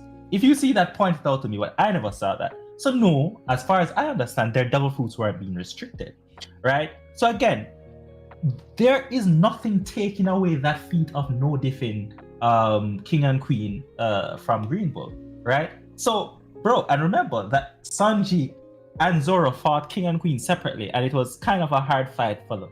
Well, at some points. So Green Bull actually got a fantastic introduction from that point of view. The problem comes in is that where people can't separate, right? A character can be strong, but still be inferior to another character. 100%. I feel that statement on so many levels you don't even understand. Continue. Exactly. So for example, Luffy was obviously strong. We saw over 900 plus or 800 plus chapters of him fighting strong characters like Doflamingo, Katakuri. But then when he came to Wano, Kaido one-shot him, right? But no one was just like, what? No, look, that was bad for Luffy. No, you understand that he's facing an emperor, right? Even though Luffy is strong, he is facing an emperor. So even though an admiral like Green Bull is strong, he is facing an emperor now, Shanks. Again, remember I just made a video on this, but if you look through what's it called, Marineford, Akainu got two-shotted by Whitebeard, right? Yeah. This is what you expect from an emperor, right? So I feel like one, people are forgetting Green Bull's initial introduction before Shanks, and two, I feel like one, either they have an agenda that admirals should be equal to or stronger than Yonkos, or two, they genuinely just don't know how to separate that a character can be strong but still be inferior to another character. So I think Green Bull was a fantastic character. His introduction was perfect, and like this is another thing that people need to understand. You need independent confirmation of a character's strength, right? So the reason why you were able to understand that Kaido was so strong was because you knew all of Luffy's journey. You saw the people that Luffy fought. So after Luffy, who you saw beat Doflamingo and Katakuri, after you saw that 900 plus chapter Luffy could not even take one shot from Kaido, you knew that strength. So you knew Kaido's strength. So now you have to ask yourself, for the other Yonkos, what will be their independent confirmation of strength? Well, for Shanks, Green Bull was the perfect person to show that, right? So now you're like, oh, an admiral, you already have the other admirals to compare them to, and then he took out Kaido's first and second in command. Admirals are so strong, and then Shanks is just coming with his conqueror's haki. Man is about to pee his pants. You're just like, oh yeah, this is an emperor. These are the people that we were waiting for over 1,000 chapters. This is what you expect, right? So I think Oda did that perfectly. I would not have done it any better. I thought, anyway, let me not go too far to that. But go ahead. You also could add to the fact that, like, oh, Shanks' whole crew was pulling up. Like, it's already enough that fucking Green Bull, like, didn't they say, I think someone at the Marine headquarters told Green Bull not to make a big mess. So is he really gonna fucking have, like, this whole big thing with Wano as a fucking country, and then on top of that deal with Shanks? Like, if Shanks is an emperor, he has a whole fleet. Exactly. I mean, of course, and again, like we could always get into this on a more granular level, but of course I think Shanks was who scared Green Bull. But it's just, even ignoring that, like, as you just pointed out, think about the situation that Green Bull was in. He had the scabbards against him. He had the entirety of Wano with Zoro, Luffy, and Sanji against him, and now he has Shanks' crew against him. Why would Green Bull decide to say, "Oh no, let me fight all of you right now"? How would that make any sense? It wouldn't. Right. So I'm not sure how people are like thinking that Green Bull took an L in the situation from that framework. You get what I'm saying? Yeah, that's I legit took things. It literally feels like now this. I might seem like I'm straw manning here, but from a narrative standpoint, it seems like clowning Boa because she was getting fucking torn up by Blackbeard. Like in the pathway of trying to buff up the Emperors, trying to make them seem like these final bosses, especially Blackbeard and Shanks, which we've been waiting to see this whole story. It's just like certain characters just have to take an L, and that's why I really resonated with what you said earlier. It seems to be that if you say person A is stronger than person B, how other people hear it is you're saying that person B is dog shit, they're a baby, they're weak, they have no awakening, they have no hockey. It's just like people can't comprehend that someone can be strong but weaker than somebody. That's why like you'll have conversations with someone and then you'll be like, oh, Kaido's stronger than Naka Inu, or Kaido's stronger than Kizaru, or some shit. And people will be like, what? Why do you think Kizaru's so weak? And it's just like, I'm not saying he's weak. First of all, look at the context of the person you're calling stronger. Fucking Kaido. Exactly.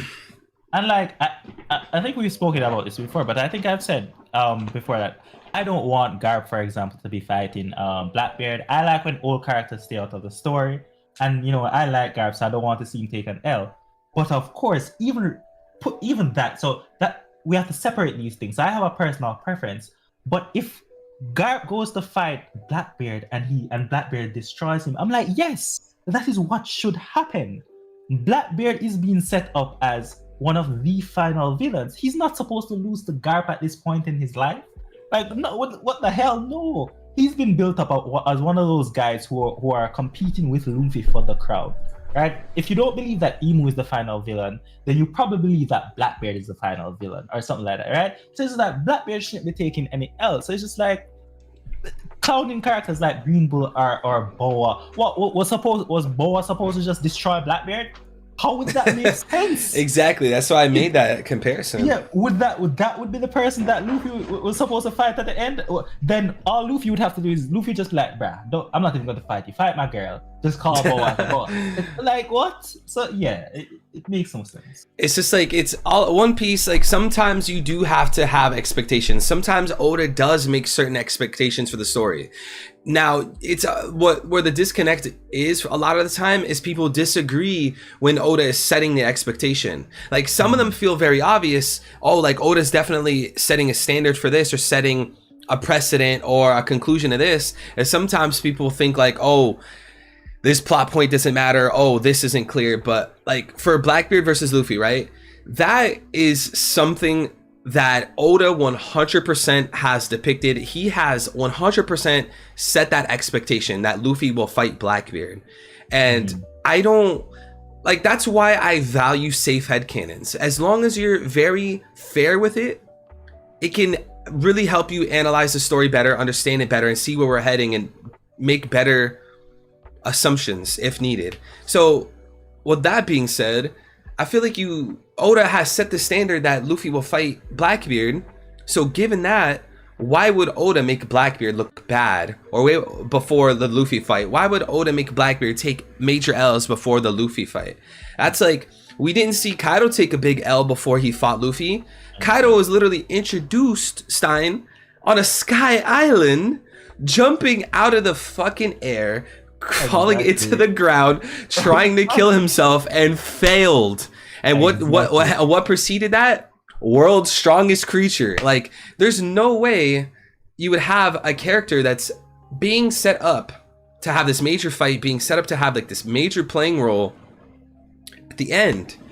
It just make them take L's beforehand, unless they gained something in the process. Yeah.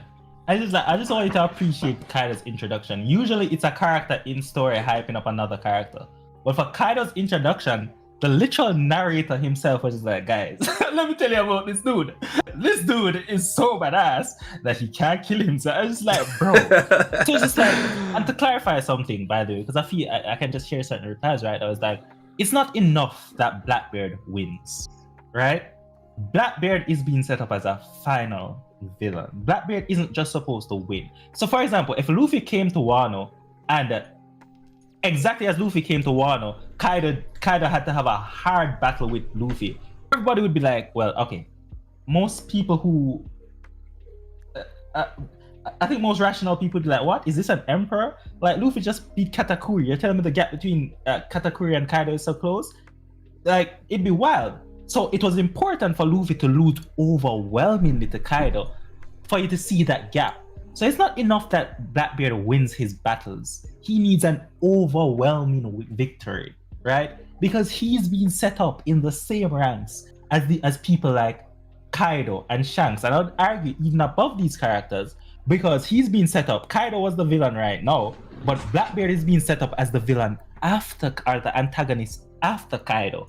So Blackbeard can't be weaker than Kaido. So Blackbeard needs to be doing things that are on a whole different level compared to Kaido, right? Because we can't just be fighting weaker villains as we go forward. That would make no sense, right?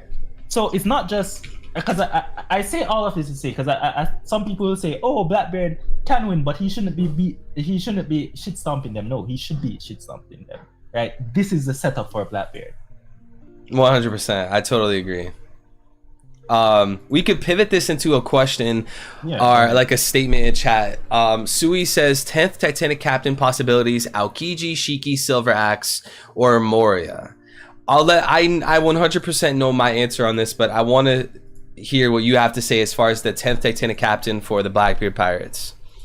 Okay, so I think we had this discussion before also, and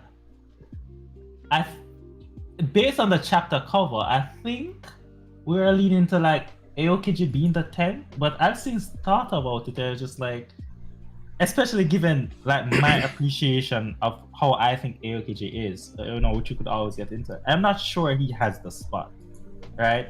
But then that leads to a question: who does? And like, I don't know. This is why I'm not a theorist, guys. This is why I think it was a theorist. I generally just have certain opinions of Aokiji based because that's again one of my favorite characters. So that's why I'll speak about him more, but I'm not sure. You haven't done a Aokiji. You haven't done like an analysis on him, have you? Not yet. I want a little more information, but that's one of the videos I definitely want to make. Okay, we'll be on the lookout for that for sure. I haven't seen an analysis of him. I've seen Zoro, Luffy, Sanji, fucking Shanks, Blackbeard even. I've never seen an analysis video on Aokiji. Exactly. And he's one of the most interesting. Even like Kuma, I hadn't, and again I don't know because I haven't searched it, but I've never seen someone like speak about Kuma or his devil fruit before. And I was always like, bro, this is the fruit, guys. Why is no one talking about it? So, top one. Yeah, exactly. Yo, what's up, One Pizza? What's up, Ulti? And everyone else that's joining in. My take on the 10th Titanic Captain, if I'm wrong, I'll admit I'm wrong, but I wholeheartedly believe it's Aokiji. And the reason why is because the cover at 1064, like what Stein brought up, it says Kuzan and Augur of the Blackbeard Pirates. He's wearing the black coat. He's being crowned as a member of the the Blackbeard Pirates. I can't really imagine why Oda would be taking this direction with Aokiji to not make him a captain as well. He doesn't even necessarily have to have his own ship either. He's just labeled as a captain. Because it seems like leaders of ships and leaders of crews or whatever in a Yonko crew, it seems to differ from crew to crew. Like from Whitebeard's crew, if I'm not mistaken, how they kind of did their hierarchy is based on who was there longer or something like that. So with my take on Aokiji being a member, because it's kind of like confirmed at this point, I would imagine Blackbeard would want Aokiji to be a captain, but we know for a fact that Aokiji has his own plans. And shout out to Stein, he's in the call, obviously. He brought this up to me one time and it really opens my eyes, where we had that moment at Punk Hazard. Smoker was talking to Aokiji. Smoker's like, yo, I heard you're working with the underworld, heard you doing this, heard you doing that, why are you doing that? And if I'm not mistaken, Aokiji said, yo, it's me. At the end of the day, it's Aokiji. If he's talking to this Marine Smoker and they had like a thing for a while, they were homies, whatever, like however many years, that is a, how do I word it? Like that speaks volumes, right? So even the context that he's labeled as a Blackbeard pirate, like a 10th Titanic captain, I don't really think that takes away from his character, because we already knew he was working with Blackbeard anyways. And then you could take this a little bit further, because given the context of Straw Hat Pirates versus Blackbeard Pirates ever happening, if the Blackbeard Pirates actually do have a 10th Titanic captain, which I think is like a safe assumption given the buildup, the Straw Hat Pirates are actually outnumbered. Like, I don't think many people have noticed this. So if the 10th Titanic captain is Aokiji, and for some reason he just says F it and doesn't want to fight against the Straw Hats, or he leaves, or he plays Straw Hat side, or whatever the case is, that would make sense why it would be Aokiji. Unless Aokiji is not the 10th, or he stays on Blackbeard's side and then the Straw Hats have to get a new member, or they have to get like a new ally. I am definitely standing with Aokiji being the 10th, but I can see why people would disagree. Oh yeah, and that's definitely a fair path to go. It's just really just, as I said, like, there's certain characteristics about Aokiji that I'm just like, even if he is a part of the crew, right, and he, as you pointed out, you know, very well, he would be a good fit for the 10th. He doesn't necessarily need to be it, right? And there could still be, I know before Aokiji, I think you were kind of flirting with the idea that he was Shiki at one point. So there could still be somebody in the shadows there, because Aokiji could be working with Blackbeard, but he doesn't need to necessarily, and be regarded as part of the crew, but he doesn't necessarily need to like hold that position, right? He's going to have the respect of people regardless. Like, who in Blackbeard's crew is going to be like, except for maybe Shiru, is going to be like, yo, I'm not gonna respect you, Aokiji. Get frozen, bro. Like, what? So there could still be somebody else in the background there that Oda just isn't ready to introduce us yet. And who knows? Maybe it might be Shiki. You know, just come with that curveball. Yeah, 100%. There's plenty to say. Shiki would be very fun, man. No, yeah, definitely. Do you have any thoughts on Yarouge and his Devil Fruit? Because I know like that's like a fan favorite. People fucking love Yarouge and his Devil Fruit. Not really. It's a cool Devil Fruit in that it's, you know, turns pain into power basically. But I just don't see the tie. Okay, so for example, when Kaido was trying to jump off and off himself, right? We saw the Kid Link, which was eventually explored. But Yarouge was actually there at top of the Sky Island with Kaido, right? And we saw that the Yarouge did attack Big Mom. So we see some kind of narrative ties in that Yarouge was attacking emperors. So if I were to make a guess, Yarouge doesn't strike me as the type of person to ally himself with somebody, right? Yeah. Or at least with a former emperor. Maybe he allies himself with somebody else, but I don't know. So I'm not seeing, and I can't see the tie to Blackbeard, right? If it is the case that he is part of the Blackbeard crew, I don't think any information currently exists that would allow me to go to that conclusion. Do you get me? Yeah, there's only one statement that people take and run with, and it's Yarouge saying that Blackbeard is sure to be someone to watch out for. But even then, that's arguable. Like, yeah, I mean, yeah, that's like any strong. Was it when Blackbeard? When was it? Was it the Marineford? I think it was Marineford.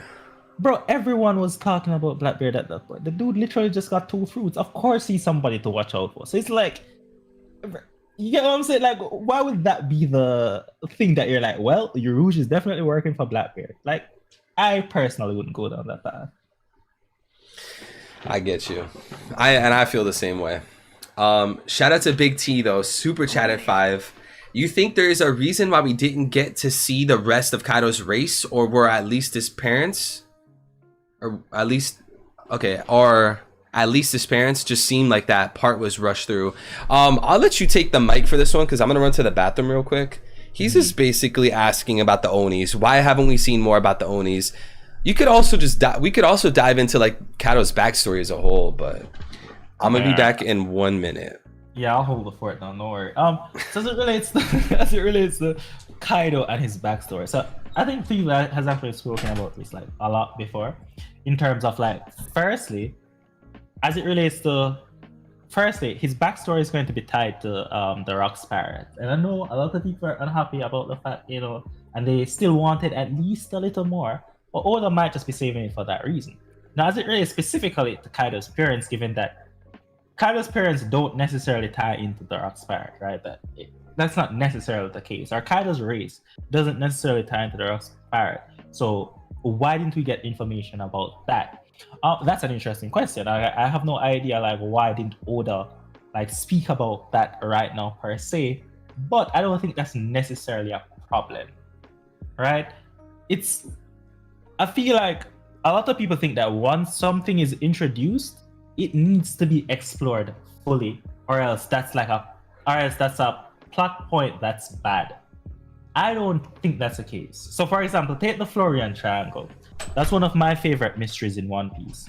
But if the Florian Triangle monsters are never explored, that's not like a bad plot point or anything. I would argue there needs to be mysteries in the world. Not everything needs 100% explanation, right? And you'll see where other animes like Naruto and Bleach, sometimes they have novels where they go into that extra stuff after the anime or manga completes. So this obsession where I feel like a lot of people think that if this is introduced, we definitely need to know everything about it. No, we don't need to know everything about everything, right? Some things can just be left unexplored, right? And maybe the Onis will be tied into ores, the ore statue. Maybe that giant ore is an Oni, but I'm not sure if you're back to you. Here, are you back? Yeah. Okay, go ahead. I caught the last tail end of what you're saying, and I totally agree. It's just Oda is a very smart man. He's very self-aware. He knows a lot of people are intrigued by One Piece. They like the mysteries. They like the loose ends. They like the questions. He's self-aware. I can't imagine a world where Oda doesn't understand that. Yes, his story has phenomenal characters, phenomenal backstories, great arcs, yada yada. But he doesn't realize mystery carries his story for a lot of people. And that's just the nature of shonen a lot of the time. But with that being said, it's just there's gonna have to be a time where One Piece comes to a conclusion. Eventually, there will be a day when the final chapter drops. Is every single mystery in the entire story going to be answered? Because if you try hard enough, you could make a question about anything, even if it seems answered. And that's just the beauty of One Piece. That's just the nature of One Piece. Being left in the dark, left in the unknown. That's what really grabs people a lot of the time. So it's just it seems almost unfeasible to answer every single mystery. You could also have a One Piece spin-off that might answer something, extra Vivi cards, post manga SBS. There's a lot of different ways you can go with it. So I definitely agree with your sentiment. Yeah, and I feel like what a lot of people need to ask is not necessarily why isn't this why didn't we get the information for this? They need to ask what are the pertinent things that we definitely need to know the information for? So for example, if One Piece ends and we never find out what the One Piece is, everybody would be like, Oda, no. That's literally a central point of the story. You can't be doing this right now, Oda. But if One Piece ends and we never know anything about Kaido's parents, it's well, that doesn't really affect the story. That's added lore, and it would be nice to have. But he doesn't need to give it to us. You get what I'm saying? It isn't something, right? So I feel like that's the approach I take, and that's why I don't I'm not oh, Oda didn't tell us this, therefore this is bad. Nah. As long as he's hitting the things that need to be hit, I'm all right. Yeah, and that just comes back to expectations. That's the big talking point. That's why people fight and argue. What has Oda set the expectation for with Blackbeard, this mystery, Florian Triangle? Honestly, if we never get anything for the Florian Triangle, I won't care, because that monster in the mist was 2 panels, bro. Sure, it would be cool. I definitely wouldn't mind it, but it doesn't seem something. I don't feel like Oda set the expectation for an answer for that. No, exactly, and I was telling them that, and I think I've told you that before also. The Florian Triangle is my favorite mystery in One Piece. But it's it doesn't need to be solved, right? That's what makes the world. That beauty in that to know that there's so many things left unexplored. There's so many things to think about. right? Even after One Piece ends, we could still be theorizing about, oh, what were those monsters? Maybe Oda give us a little nugget, and we can be like, oh, nice, and we can do some more. But it's just like everything doesn't need to be 100% solved. The real world isn't like that. And I feel like Oda is trying to create a world with the diverse races, with the different characters interacting with each other, with the growth of each character. He's trying to create a world that is, in some aspects, more diverse, more bountiful, and even more mysterious than our own. So if we can't, if the real world can't be solved, why would we expect for everything in One Piece to be solved? Yeah, and it's just like sometimes we get a cloudy vision. If we go on YouTube and see everyone talking about the Florian Triangle, see everyone talking about the Oni, see them talking about this thing, talking about that. Like if you see a video that's interesting enough and cool enough and entertaining enough, you could end up thinking that Oda has set a bar higher than what it actually has been set to. So like that is a dangerous territory where like fan expectations kind of override the actual work and the actual context or content that Oda put in the story. Oh, yeah, definitely. But Big T, I appreciate the super chats today, bro.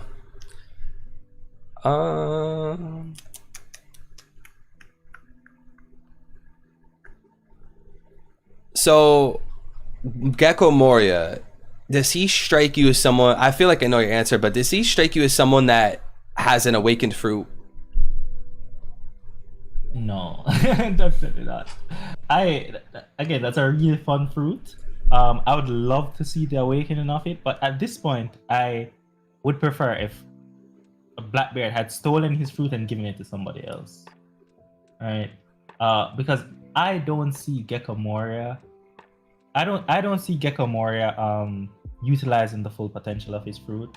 I think after he lost to Blackbeard, he started thinking more quantity rather, not Blackbeard, Kaido. He started thinking more quantity rather than quality, so he's making that whole zombie army.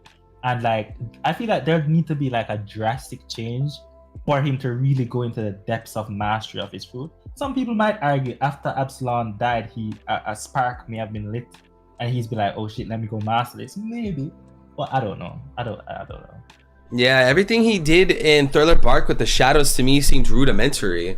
Like, what was the most he did? Like, shove a bunch of shadows in his mouth? Like, he pulled out scissors and cut Luffy's shadow or whatever? He didn't... Gecko Moria never struck me as someone that, like, utilized their fruit to the maximum potential. Like, they had mastered it or anything like that. So, that ties into, like, the whole question, is Gecko Moria alive? Well, if he's not alive, or if he hasn't mastered his fruit, why keep him alive? They smoked Whitebeard for the fruit. They smoked fucking Absalom for the fruit. Probably more characters that have yet to be revealed, but with that being said, it's just like Blackbeard has a trend. He has set a pattern to just kill people and give their fruit to a crew member that's willing to actually take that fruit to the next level.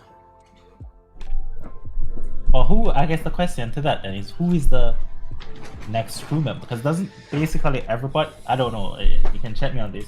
I know we don't know Pizarro, we don't know that fishman looking guy, but do they have, well, no, we didn't know if they had devil fruits at Marineford. So I guess you'd suspect he'd have given Gecko's fruit to one of those guys? Yeah, I would lean towards that. I was actually looking at that the other day. Jesus Burgess, he has the strong fruit or whatever. Shiryu has a fruit. Van Auger has a fruit. Alvaro Pizarro, we don't know. That's one. Lafitte seems to have some kind of bird-esque devil fruit. So I mean, technically he could be a part of a race, but I'll just play into the idea he has a some kind of bird fruit. Kenner Devon with the fox. San Juan Wolf with the giant. Vasco, we don't know. And then third Titanic captain. So it'd be between Alvaro Pizarro, Vasco Shot, and the third Titanic, or the 10th Titanic captain. I don't really see Blackbeard giving Gecko Moria's fruit to someone outside of the 10 Titanic captains. So one of those guys. Yeah, well, I mean, that's fair. I think Blackbeard's fruit would not, Gecko Moria's fruit would definitely be a good fit for one of the crew members. Blackbeard's crew members. I know you're not too much into the theorizing, but someone is asking you, what do you think the One Piece is? So again, I have to preface this, guys. Like, I haven't done the necessary research. I probably don't have the most articulate view on this. But someone on Twitter said something. I think I agree with them. The One Piece is a half-eaten sandwich. But outside of that, though, I think, like, I've been thinking about this, and it's I like the drums. I think you were the one who came up with the ideas of drums. Yeah. I like that, but it's like when I think about that panel of Roger at Laugh there, and he's just laughing. I think he was looking at the One Piece, right? Yeah, and he said, "What a funny tale you left behind." Yeah, so it's like I've just been thinking about it. I'm just like, what fits that description? I just don't know. Like, this is just one of those things I genuinely just don't know. So I just keep an open mind about it. But I think it's definitely something that's going to surprise us. I think Oda has something planned for that, definitely. Definitely. Like what Stein said, I made that video about the drums. Then I also went another route. I like to explore multiple options with the One Piece being a movie of Joy Boy's life. But movie piece. But yeah, it's very difficult to prove what the One Piece is. That's like, since it's so vague, there's a lot you could say, if that makes sense. Like, less is more. Definitely. Stein, answer me this. Did C ___ do anything wrong? Who is C ___? Did C do anything wrong? What I Am West End is asking that. West. Bro, I don't even know what you're asking us, but I'm sure whoever it is did something wrong. It's slipping me right now, but like, I'm sure. Some kind of scientist? Oh my god. Maybe? Oh, yeah, I know. West with the agenda. Bro, Caesar Clown did nothing wrong, guys. Wild. Oh, well, I was quoting the famous man West. This is my take. This is his take. But I'll leave it up to him to explain that in chat. But bro, I don't know. You have a hard one there for you, West. What? It's West's take, not ours. We don't co-sign that. Yeah, we're not on that. But I think we've been live for like 2 hours. It was a fun stream. If you want to get together, Stein, and do another stream, I would be more than happy to. I think someone earlier said a top 30 stream. Oh yeah, that'll be fun. We can definitely sort it out. But yeah, I really appreciate you being on here and just chatting for a little bit. Lots of fun. Final rating on the chapter? Yeah, I think this is a heavy 8 or 9 out of 10. Kuma lore, always good.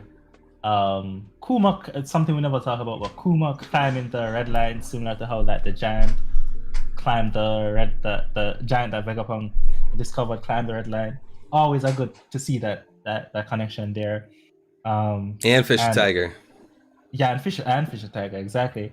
Stussy, Vampire. I love Vampire, guys. When I watched what's it called again? What's that movie that all Twilight? Love? Twilight, yeah. Team Edward. It's funny that you got that so fast. Yeah, it looks like you're a Twilight enjoyer. Also. I've never watched Twilight ever in my life. Sure, but yeah, I'm a Team Edward guy. So yeah, it had a lot of elements that were very fun. So yeah, 8 or 9 out of 10.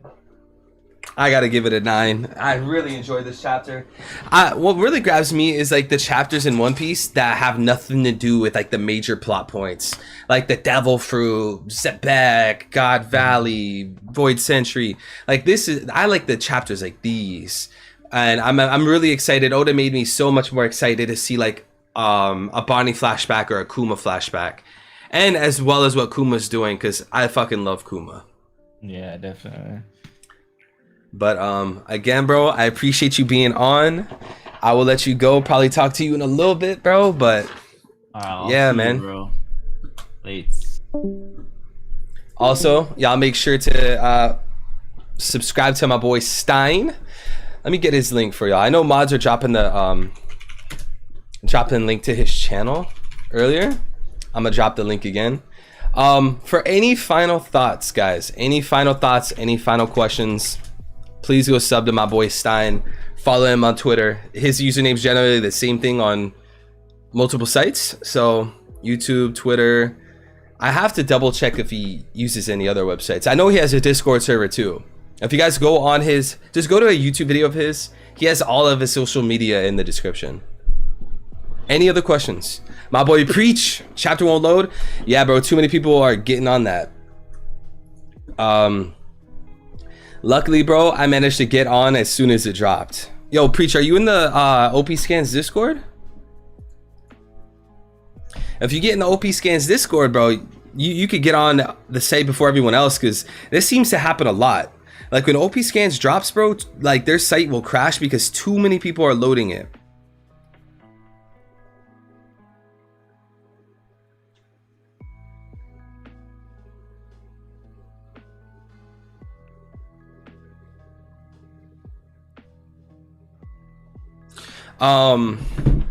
Yeah, any last questions, y'all? Any final closing thoughts? Next video soon. I'm gonna see if I could bang out a chapter or bang out a an upload for tomorrow morning. If not, a video. What's today? Wednesday? So either tomorrow morning or the day after morning. I always drop my videos in the morning for US times. I'm thinking of making a Blackbeard video because I think this chapter kind of opens some doors for Blackbeard. Just some thoughts to get out there. Not anything that I'm gonna die on the hill for per se, but there are some things to say about Blackbeard because maybe we could get into it before we kind of end the stream. So the interesting thing about Blackbeard, right? Someone the other day told me that Blackbeard is a Zebek clone, and at first glance, I was like, nah, I'm not really feeling it. But the more I thought about it, I don't think it's the worst thing in the world. And let me preface this by saying that we don't know Zebek. We didn't start chapter 1 with Zebek meeting Luffy, having a whole flashback, oh nice guy, save a country. We don't have Zebek. If Oda took the route of making Blackbeard a Zebek clone, you can't argue that it ruins Zebek's character. Because we don't know Zebek. The second thing is like the concept of making a clone, right? If Blackbeard is a clone of Zebek, that means Blackbeard's starting point was the personality of Zebek. But of course, he would be able to grow as a person. He would be able to learn these things. He would adapt to the new environment. He would gain some more personality traits. It's just a starting point. Like every other human, when you're born, you're not a clone of someone. You're just like a baby. You don't know anything. But his starting point is Zebek, right? Now, one thing that kind of like strikes me as something interesting is I was looking at Bakken's yesterday, right? And for some reason, bro, her rings really like jumped out. I was like, those rings look familiar because they remind me of Blackbeard's rings. And I know they're not the exact same thing, especially because this is from a distance and this is close up. But for some reason, I was getting the vibe of like, man, rings. I don't really see colored rings like that all the time. And then like another thing is like Bakken's has 2 pearl necklaces on her neck, right?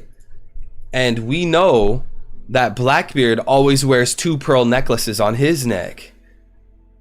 So you can see right here, this had me thinking like, what's the possibility that Zebek was made into a Blackbeard clone on some Madara fucking Obito Zetsu type beat, and that's why Blackbeard has all these similarities to Zebek.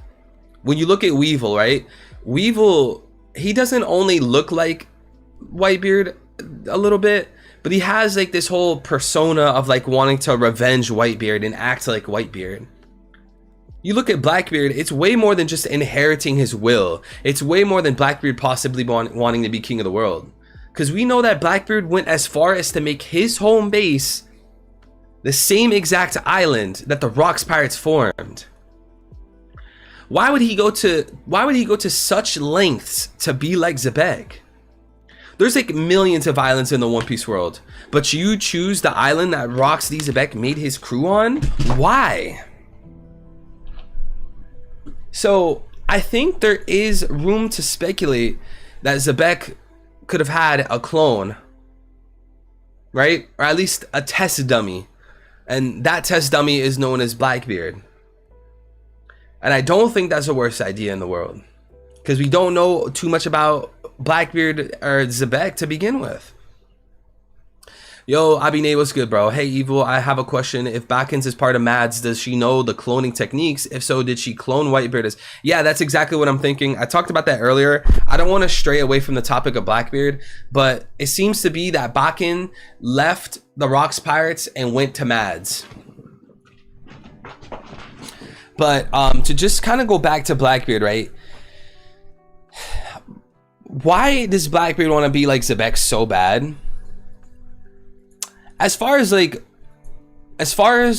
Stussy being a Bakken clone, there's a lot to argue, because we don't know what young Bakken look like, right? We don't know what young Bakken look like.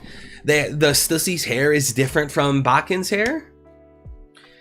Just because Blackbeard is a clone of Zebek, especially like decades ago, you can't necessarily conclude that Blackbeard would look just like Zebek. So this is definitely something to talk about, and there's no real glaring issues with that. Sure, you can say, oh, I don't like that because I just don't like that, which doesn't really mean anything in terms of proving a case, you know? But it's definitely something worth thinking about. And there is one thing though. There is one thing, right? There's one thing, guys. There's one thing that's kind of acting as a roadblock. Blackbeard is said to be 40 years old, which means that he would have been born before God Valley incident.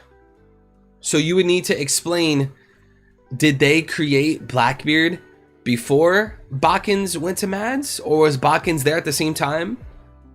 You know? Another issue anyways is like, we only know that Blackbeard is 40 because of an SBS volume 8. It talked about how old Blackbeard is.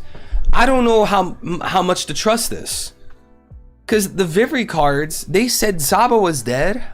How often has SBS been a lie, or a Vivre card has been a lie?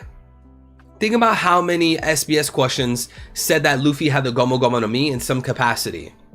Like 25, 30 different instances. Is lying about Blackbeard's age, is that the most far-fetched thing? Is that the most unbelievable thing? If this was a lie and it was off like 2 years, is that the most far-fetched thing? After they said Luffy had the Gomu Gomu like 2,000 times. So there's ways this can work. Oda can make it work. Shout out to Terrible TJ. What would happen if a devil fruit user eats another person? I would imagine they would die, because they're still in some capacity absorbing a devil fruit, right? Even if the second devil fruit is in a person, they're still absorbing it. If the Buggy is Rock's son theory is true, Blackbeard could be Buggy's dad. That's funny as hell. But that's an interesting question, because we know that Big Mom ate Mother Caramel, right? So Big Mom inherited the fruit. But the problem is, Big Mom didn't have a fruit yet. So by seeing that situation, it alludes that eating a person means you're absorbing the devil fruit. It's the same thing as eating a devil fruit.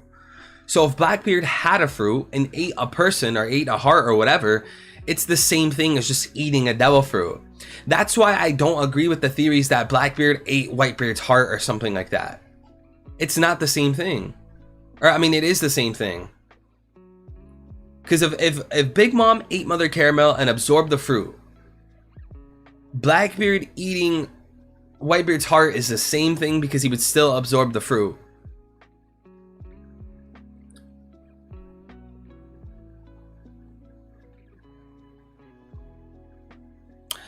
you got onto Ohara saying Oda can make it work, and you're saying it now. Yeah, but that's vastly different context.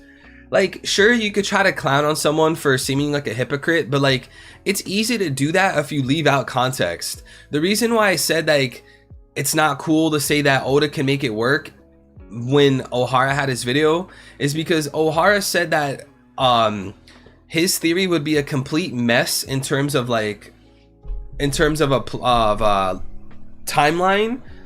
That's vastly different than this. That's two totally different things. Like a devil fruit eating another devil fruit. I don't know what you mean by that. Will there be more Straw Hat members? No, I don't think so. I don't think there'll be another I don't think there'll be another member. It's just too late, bro. We're wrapping it up, man. We're gonna find the 4th road poneglyph here soon. We're gonna be heading to Laugh Tale. It's too late. The whole point of getting crewmates is to go with Luffy on that journey to Laugh Tale. They are on the journey to reach the One Piece. Why recruit a member when you have 3 road poneglyphs? It seems counterintuitive, right? Unless it's something like Vivi, then maybe Oda can make it work. But yeah, y'all need to stop asking about that Crocomom video. This stream's not really about that. Let me see though, cause you know we gotta do another shout out, y'all.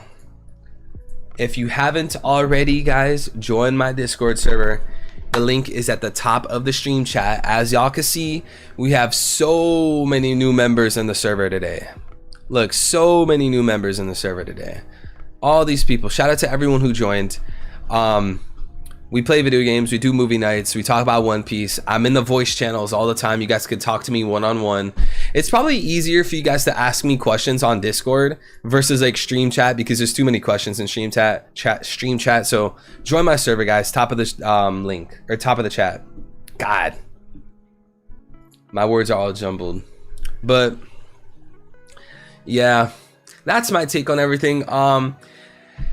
Like I said, either a video tomorrow morning or a video the morning after, because tomorrow morning's Thursday. My thing is like, I don't really know when I should drop videos based on like chapters, because some people refuse to read OP scans and they wait till the next day to read TCB. So if I put out a video that's based on 1072 tomorrow morning, a lot of people would probably get angry because they refuse to read OP scans. So I could wait until the morning after, Monday morning or Friday morning, put the chapter out at that point. Yo, Annihilator, what's good, bro? I'm gonna get back to you soon, bro. But yeah, I appreciate y'all joining the stream. Appreciate you guys just talking with me for a little bit. We've been live for a little over 2 hours. Like I said, y'all, make sure to subscribe to my channel. A lot of people forget that they're not subscribed. They think they're subscribed, they're not. Go ahead and do that for me. Subscribe to the channel. Make sure to turn on post notifications. I actually saw like 3 or 4 different people in the stream chat today. They said that they didn't get a notification. This is why I be reminding y'all to hit the notification bell, okay? It's 2 clicks. 1 on the bell, then it asks you what kind of notifications you want. Just click all. You don't want to miss my videos. You don't want to miss my streams. Just hit the notification bell. 2 clicks. But with that being said, I appreciate y'all being here. I'm gonna throw this stream on my 2nd channel soon. That way, if you guys just want to have something to listen to in the background or whatever, if you missed part of the stream, you can do so. But again, join my channel or join my Discord, top of the stream chat. We are going to be ending here. All right, y'all. Have a nice day, morning, night, wherever you are. Appreciate you guys. Everyone have a great day.